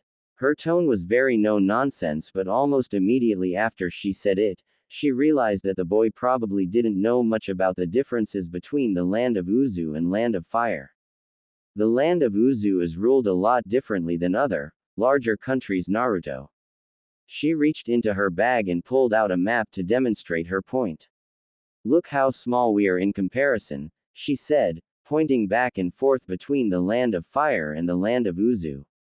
Uzu used to have both a daimyo and a cage, but in such a small space, conflicts between the two kept arising. Eventually, the position of daimyo became a sort of hybrid position. Uzushiogakure is more of a capital than a true hidden village, and the affairs of the shinobi are overseen directly by the daimyo. Because of this, the current dynasty of the Uzu daimyo is very closely related to the most prominent ninja clans. Like my mother's clan. Irie smiled so wide that her eyes crinkled. Like your clan, Uzumaki. Naruto. The peaceful atmosphere was re-established, but rather than falling back into comfortable silence, the pair became absorbed in a lengthy discussion. This was primarily due to Naruto's curiosity and Irie's plans to help educate her charge properly. Naruto's only idea of what a daimyo should be like were formed by what he knew about the fire daimyo, which even he admitted, wasn't much. Irie regaled Naruto with stories about the old daimyos of Uzushio and the important clans. They were fantastic entertainment and Naruto listened with enthusiasm. The storyteller inwardly smiled, feeling smug. She was sure that Naruto would glean a few things from the stories, even if it was just the names of the previous daimyo and clan heads. After a couple hours of storytelling, the young ninja fell asleep in the carriage, leaving Irie to dwell on the future for the both of them. Her godfather hadn't been specific in his explanations to her on how she would be interacting with the teen ruler once they reached Uzushio. She hoped she would still be involved in his training. Although it had been but a few weeks, she had grown attached to the Uzumaki boy. He was charming, and with a little help, he had the potential to be a great ruler. Even at the age of 13, there was an impressive charisma about him. The sway of the carriage and a gentle snores coming from the other seat eventually coaxed Irie to sleep as well, and they didn't wake again until the driver stopped in the middle of the night at an unnamed coastal village to move from the carriage into a slightly larger boat. It was dark, and the night air was very crisp and cool. Thankfully, it didn't take long to pack the supplies over to the new seafaring vehicle, and soon after the boat left the shore the soft rolling of the waves had both of the occupants fast asleep again. It wasn't until the sun began beaming through the window that the pair awoke for good. Naruto stretched the best he could in the cramped confines of the vessel, and rubbed his growling stomach. Are we close to Uzushio? I'm starving. Irie's auburn hair moved into her face as she shook her head. No, we still have around 4 more hours, I'm afraid. But don't worry, we don't need to wait to eat. The kunoichi pulled a bag out from the storage compartment under the unused seat. The sack contained a few pieces of fruit and some dried traveling meat.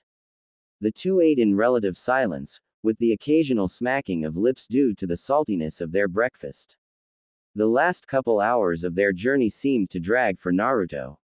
This was in part from being relatively confined for the last day, and partly because it was during this time that Irie decided to give him a last-minute crash course on courtly manners. The blonde fidgeted madly but could hardly escape the lesson, given the circumstances. The subject matter bored him to tears, but he grudgingly accepted that it would be of at least a little importance. At long last, the boat docked and they were in the land of Uzu. It was still another hour by carriage until they reached the city, but it at least gave Naruto a reason to occupy himself with checking out the scenery from the window.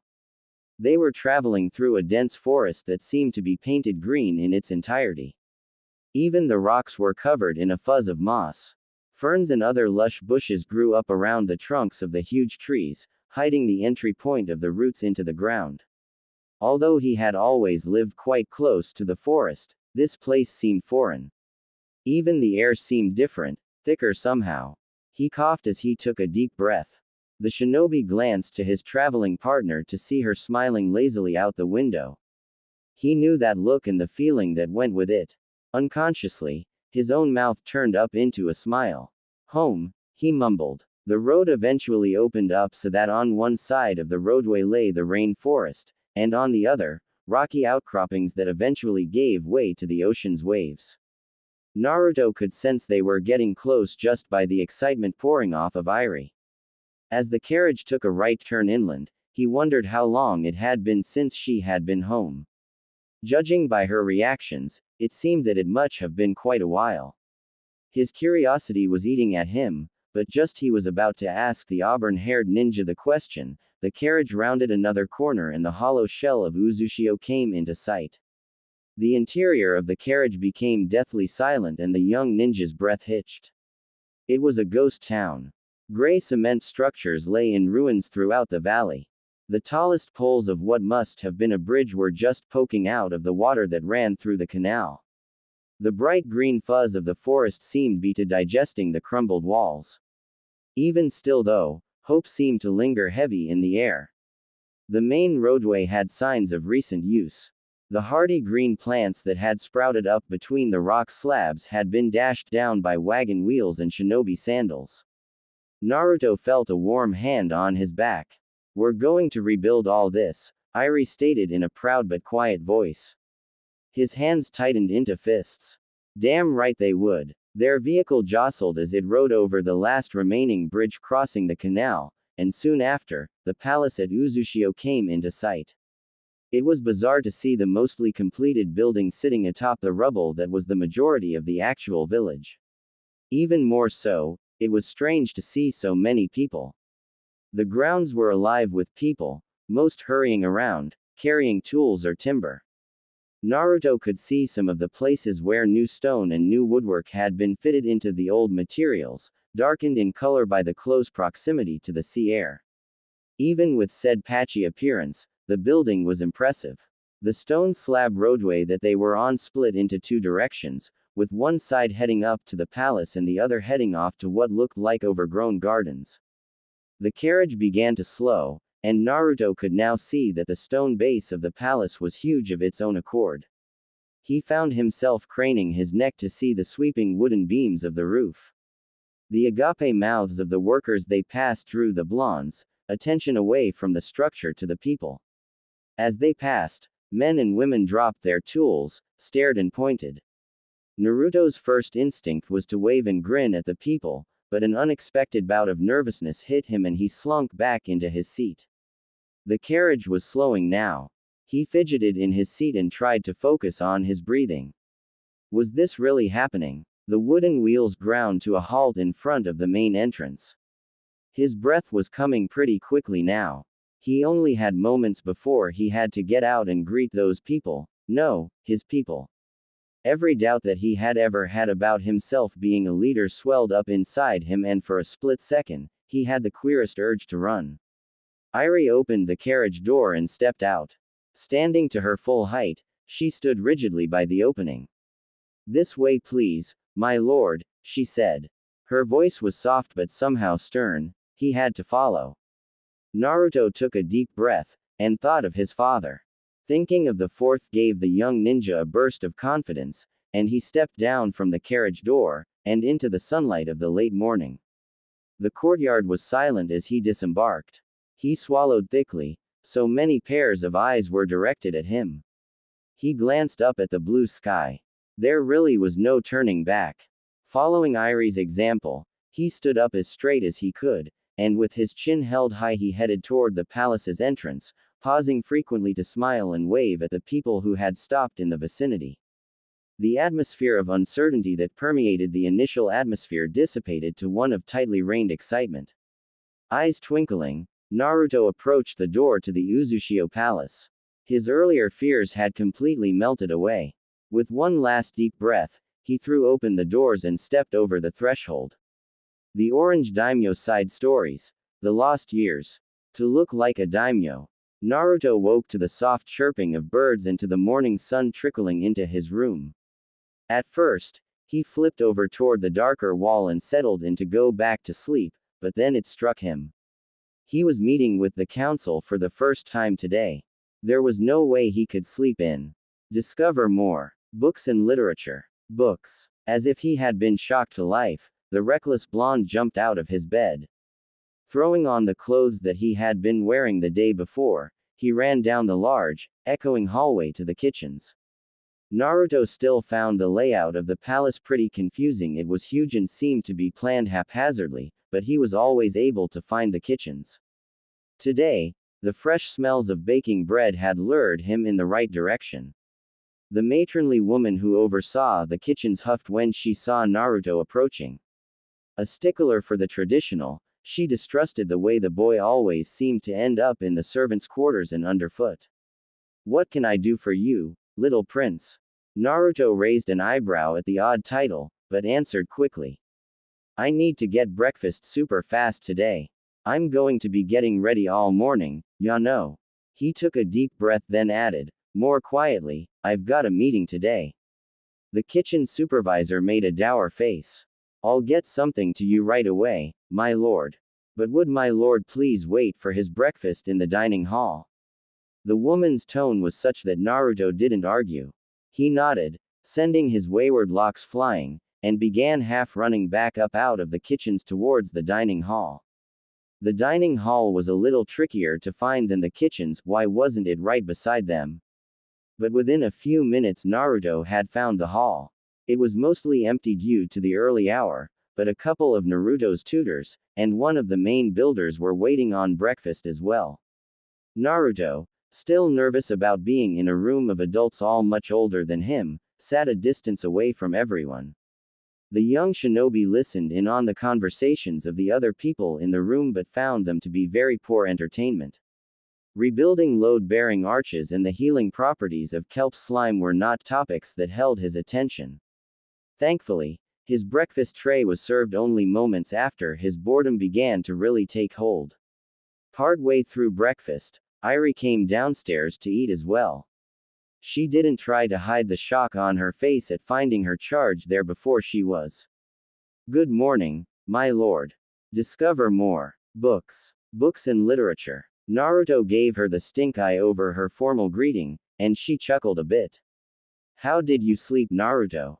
Excited for today? Discover more. Books and literature. Books. Rayleigh exshedted. He exclaimed, spraying part of his tray with pastry crumbs.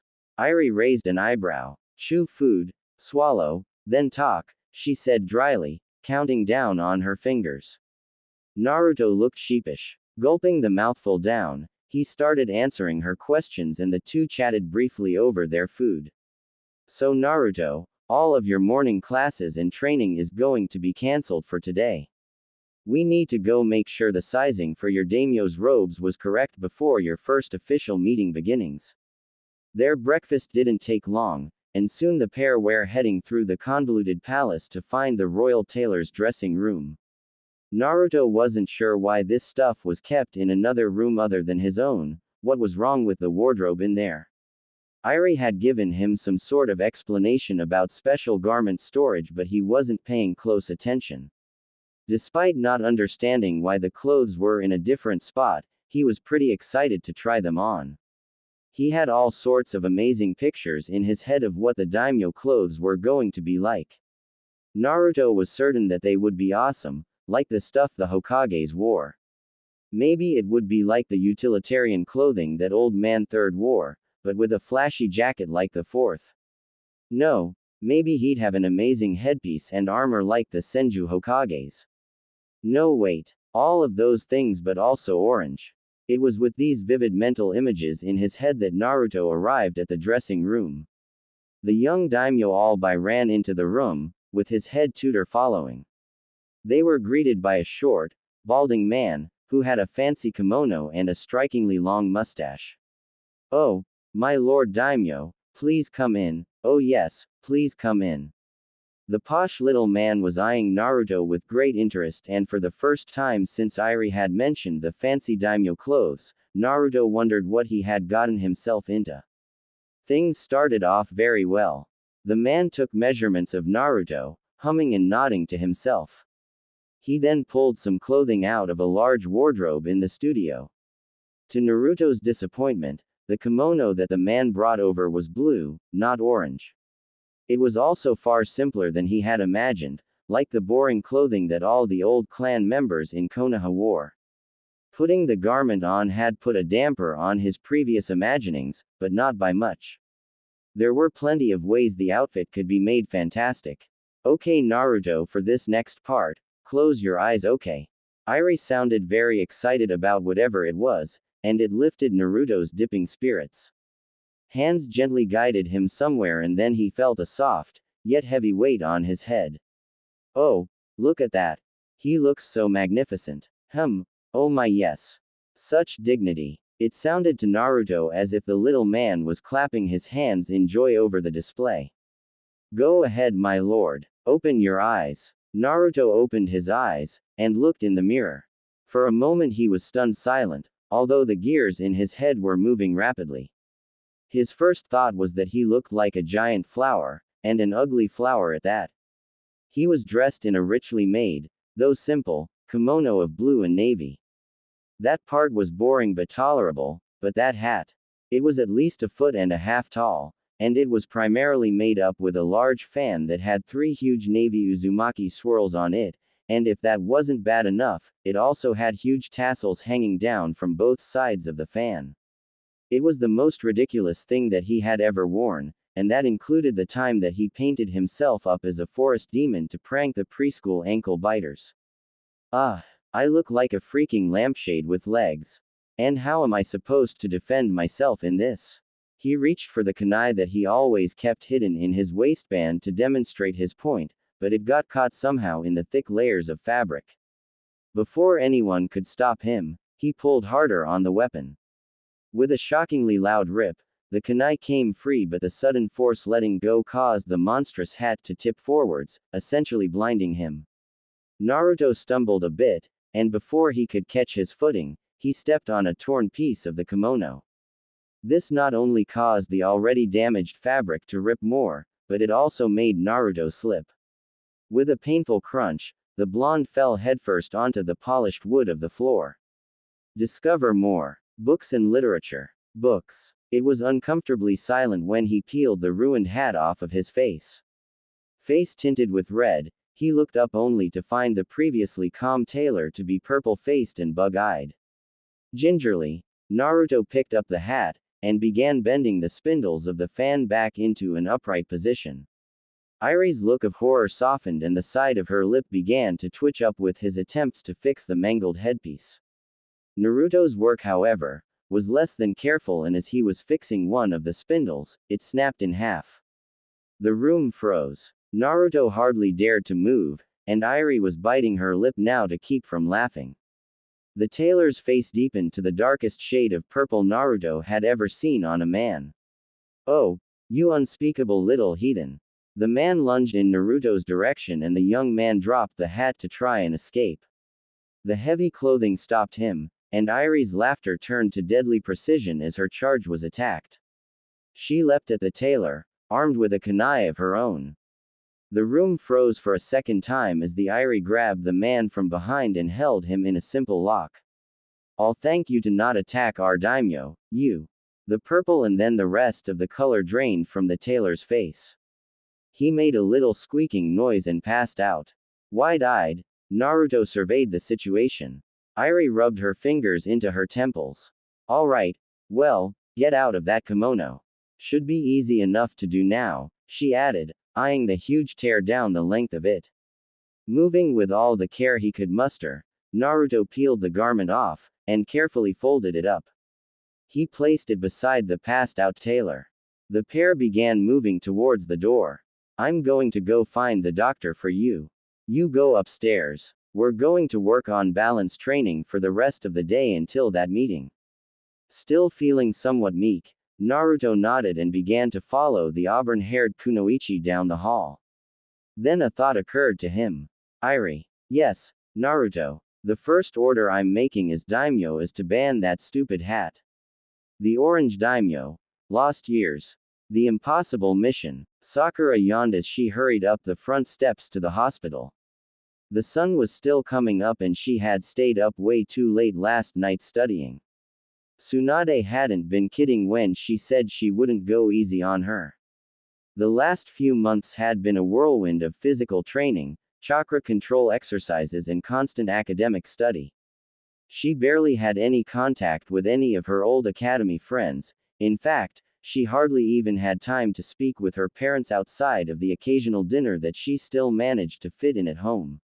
Despite the harshness of the training so far though, the Pinkett was feeling very positive. She was definitely making progress, and with Sasuke still Mia and Naruto gone to lead Uzushiogakure, she felt the extra pressure to do right by her village as the only remaining member of Team 7. Never one to be tardy, Sakura had arrived at the hospital with a few extra minutes to spare. To her immense pleasure, she noticed that the hospital's cafe was already open. She quickly paid for an extra strong cup of black tea, and headed in the direction of her master's office. Discover more. Books. Books and literature. She arrived to find that Tsunade was already there, drinking similarly strong tea. Morning, she said without looking up from her book. Sakura cleared her throat. Good morning, master. The fifth looked up with a smirk on her face. Chipper this morning for someone who was up so late reading biology texts. I could probably say the same to you, she retorted dryly. The blonde woman laughed, spilling a small amount of her tea. I knew there was a reason I picked you. Anyway, you've got a new assignment for today, and it's a non-academic one. The young Kunoichi perked up. It had been ages since she had done anything but basic training and study. She longed for a new challenge, and she hoped it was one where she would finally start really using medical ninjutsu. I'm ready. Good. I need you to bring me a fish. Silence hung in the air a moment after Tsunade's words.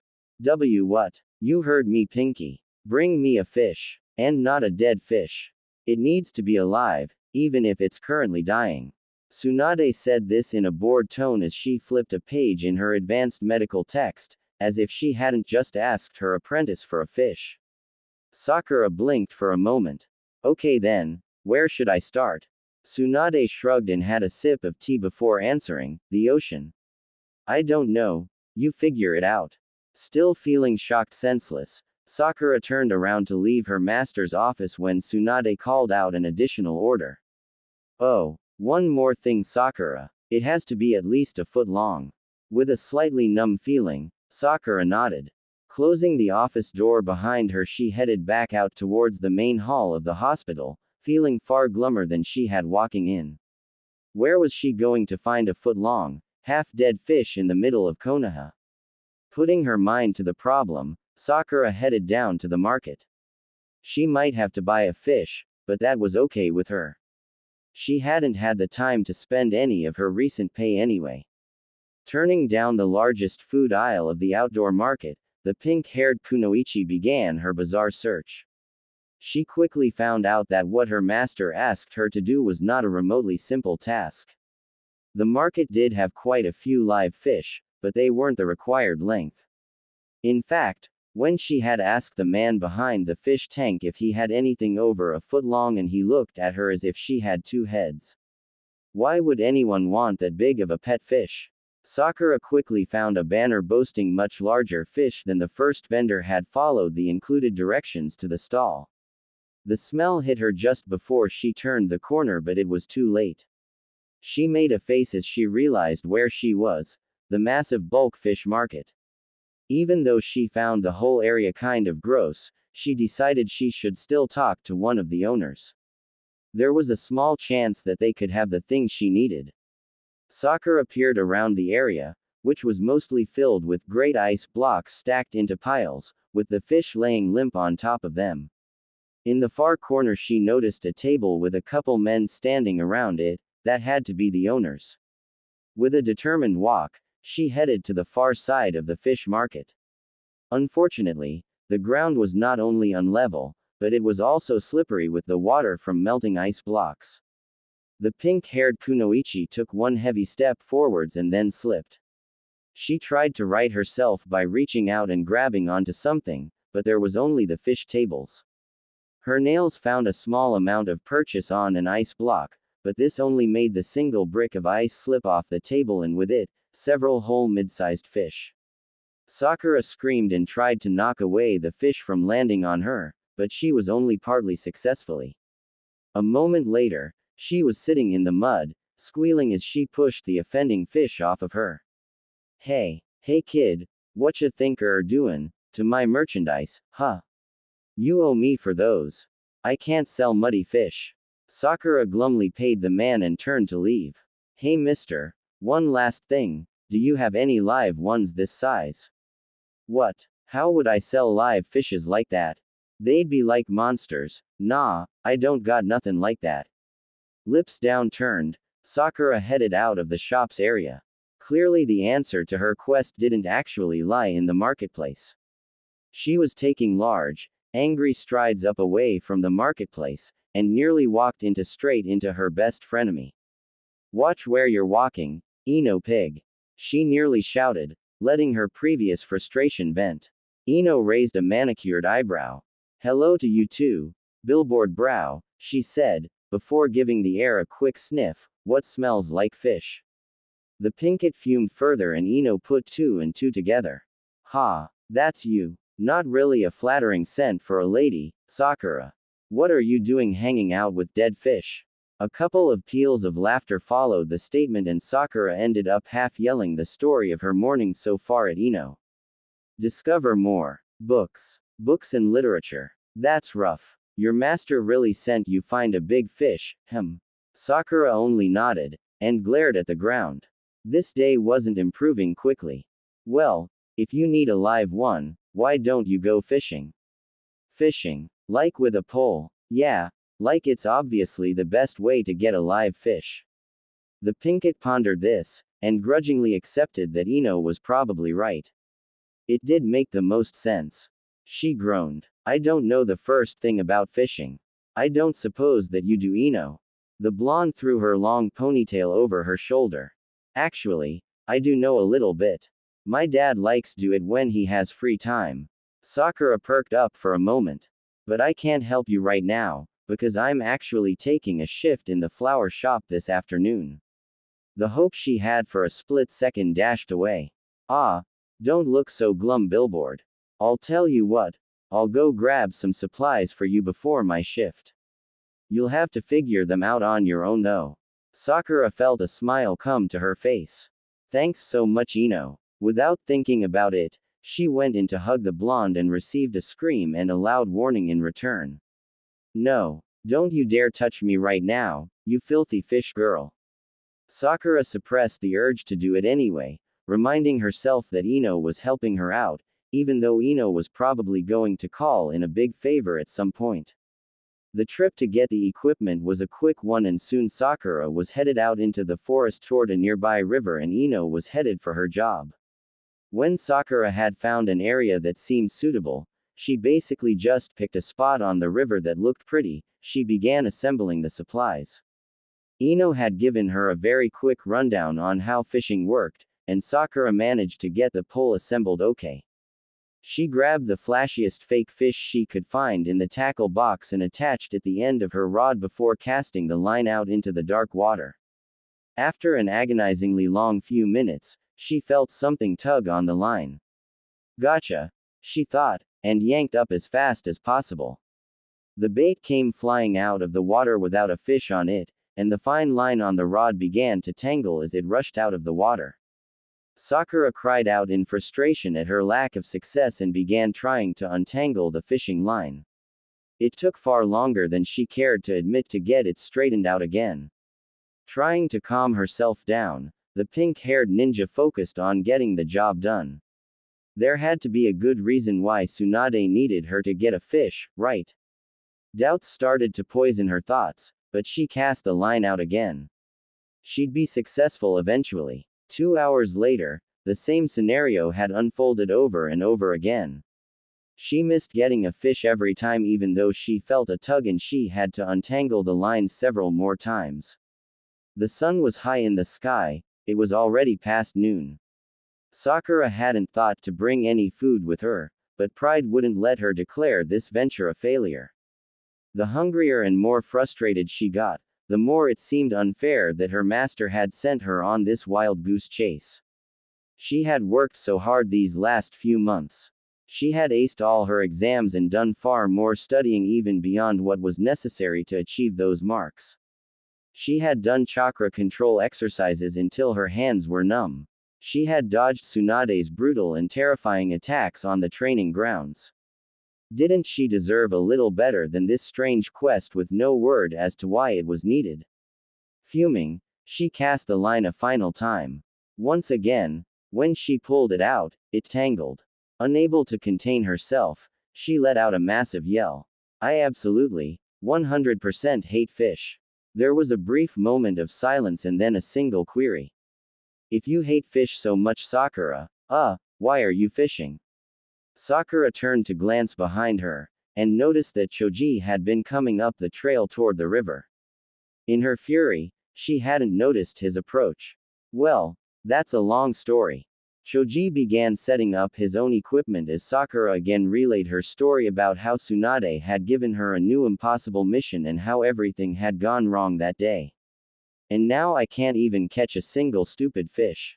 The kind shinobi glanced at his former classmate. Why don't you show me how you're doing it?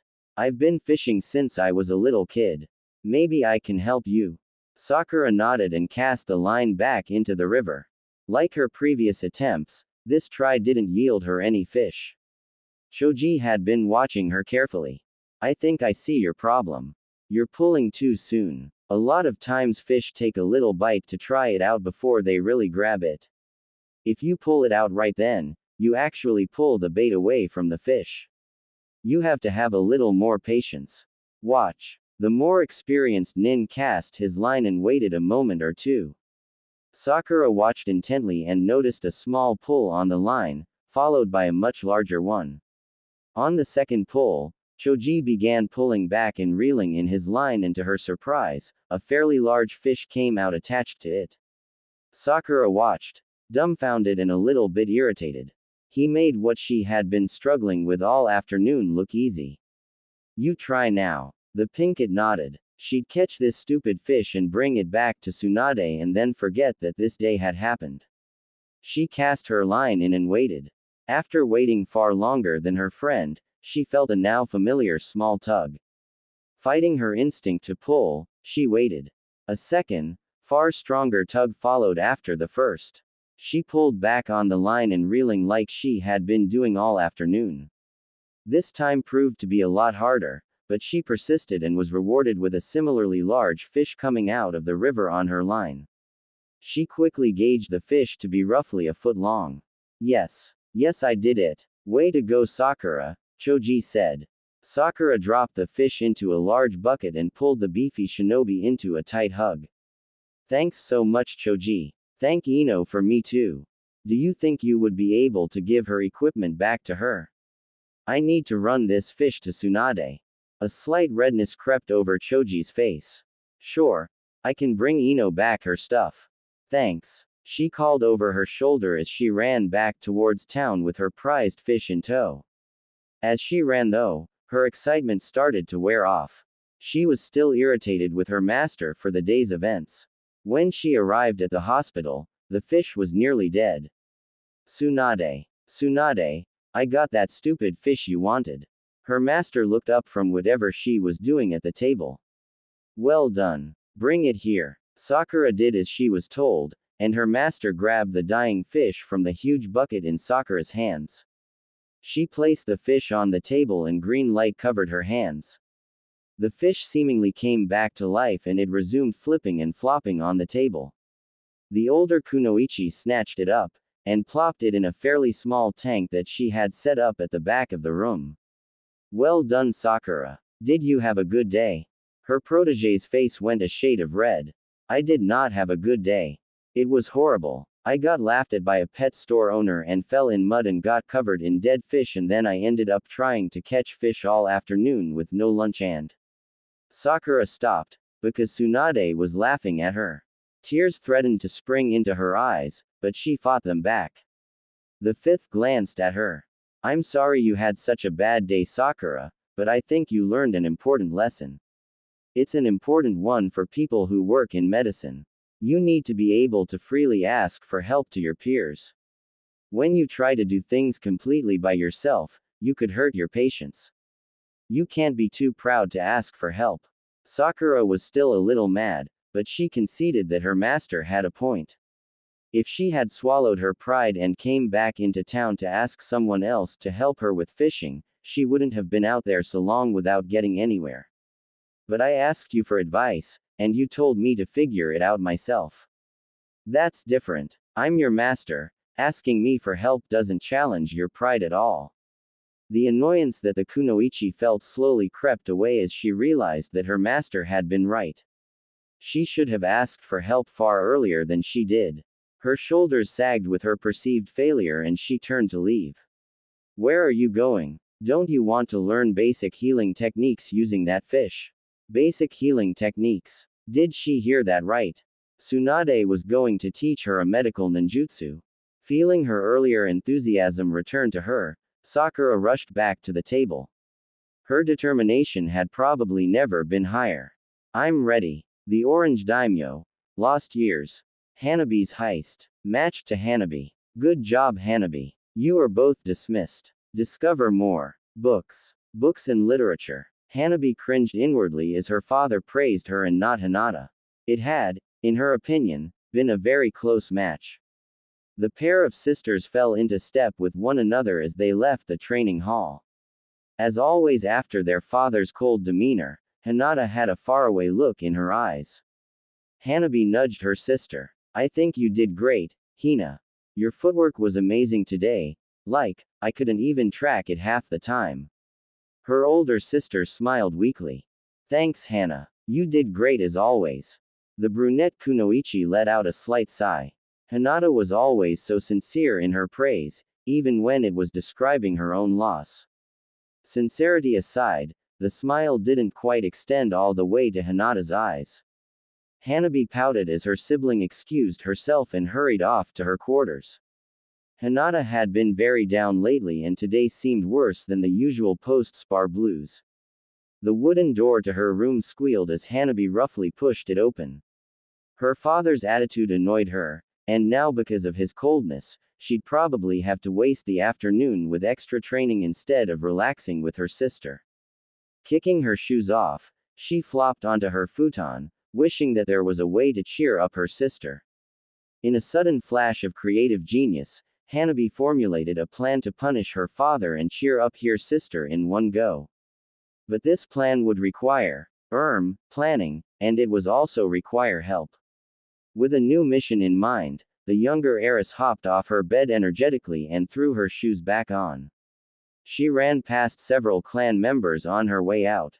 Later, guys, she called over her shoulder, going to go train outside.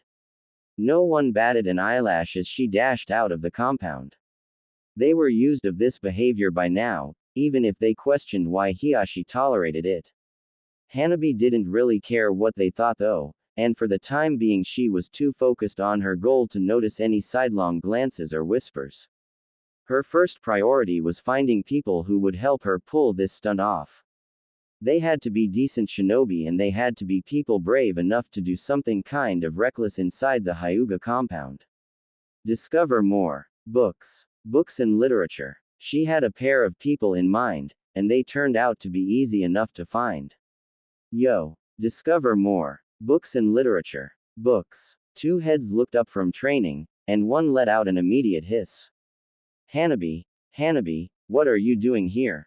How did you find us? Kiba lamented. Byakugan, duh. It is likely that if you have tracked us down, you would like to request our assistance in something. Shino always got straight to the point, albeit with roundabout speech. Yeah, I need help with something and before you say no, She glanced at Kiba. It's not for me, it's for Hinata. Kiba frowned and his eyebrows came together, but he didn't leave. He sat down beside Akamaru and glanced up at his teammate's little sister. Fine, I'll at least listen. When both of her sister's teammates were given her their undivided attention, she started outlining her idea. Hinata has been really down lately. I'm sure you guys have noticed it too. I have a plan to cheer her up, but I can't do it by myself. Shino tilted his head to the side. I have noticed that Hinata's mood has been significantly lower than usual these past couple weeks. What do you propose? Well, I think there is a book we have to find. I've tried to get my hands on it before, but as a solo operation it doesn't work out very well. My father's study is too. Wait. You want to take something from your dad? He's like the scariest dude there is. Hanabi glared at Kiba. Hear me out, why don't you? This is important. Kiba let out an overblown sigh, but stopped talking. Now, Hanabi began, as I was saying, my father's study is too hard to get into without someone keeping guard. I need to get at some of his council notes. My dad is meticulous about keeping notes from all of his meetings, from the Hyuga clan ones to the big time. Our advice is helping the Hokage ones. I'm not seeing how this helps Hinata. I'm getting to that bit. The brunette Kunoichi huffed. Allow her to speak, Kiba. You know who Hinata had a big crush on, right? You'd have to be an idiot not to notice. Kiba rolled his eyes, and Shino answered the question for them both. Hinata had feelings for Naruto. But Naruto has been gone for 2 years. I am not sure why this fact can help us in our quest to improve Hinata's mood currently. Believe me when I say that she still likes him. I'm sure of it. Hanabi didn't say so, but she had looked through Hinata's journal once, and she found the small note that her sister had left on the back page. Discover more. Books. Books and literature. Kiba whistled. Wow, I never thought she liked him that much to still be pining for him after 2 years. Not sure what she sees in the weird goofball either. Discover more. Books. Books and literature. The youngest shinobi nodded. Yeah, that makes 2 of us. But anyway, I'm sure that my father knows where that Uzumaki boy went. He was at the council meetings in the couple days before the announcement that Naruto would be leaving. I'm sure that he must have the location written down somewhere in his top secret council notes. The 2 older boys pondered this for a moment. Like always, Kiba was the first to speak. Okay, I see your point. That would definitely put Hinata into a good mood. But how are we going to get the notes? Well, I'll need a distraction, and a guard. Someone is going to have to take my father's attention away for several minutes, and someone else has to guard the room and watch out for signals from the distracting person that my father is headed back to his rooms. I'm probably the best candidate for sneaking into the rooms. I believe that I can distract your father for a long enough length of time for you to find your notes. Kiba ran a hand through his wild hair. I guess that just leaves me to be a guard. Once everyone's roles were decided, the trio began discussing and refining Hanabi's original roughed-in plan. It only took about an hour for the 3 shinobi to have a solid plan of attack on how they were going to get the book from Hiyashi's study. Hiyashi was sitting in his study writing up his notes from the latest clan meeting. The head of the Hyuga clan liked organization, and he liked to be able to go back and reflect on what had happened in previous meetings if the topics were coming up again. Overall, he found them to be a necessary tool in running the clan and being an important member of the Hokage's council. He was just finishing up his latest round of notes when a serving man knocked on the door. There is someone in the front hall to see you, Lord Hyuga. Who is it? An Aburame child. One of Lady Hinata's teammates, I believe. The clan head frowned. What would one of Hinata's teammates want with him? Hiyashi pushed himself up from the chair and headed toward the entrance hall. As the servant had said, Aburame Shino stood in the hallway. The child stood somewhat stiffly, but this one unsurprising. Hinata's teammate was certainly an odd adolescent. What is it that I can do for you, Shino, is it? Yes, sir. I have come here today because I would like to ask you a question, namely, what your requirements would be for a person from another Konoha clan to court your eldest child. Hiyashi's face hardened. This child had a very odd way of speaking. Do you mean to ask me what my requirements would be for you to date Hinata? He asked the young ninja, incredulous. It would not be expressly for my benefit, although I do admit that I would like to have a clearer understanding myself on the off chance that any affection I feel for my esteemed teammate arises. Hiyashi wasn't sure where to begin in addressing this utterly strange request, but he attempted to make it clear that Hinata would be a very difficult kunoichi to court. This was of course, because she was mostly likely slated for an arranged marriage, but this wasn't information that he could give out randomly, and especially not to his daughter's closest comrades.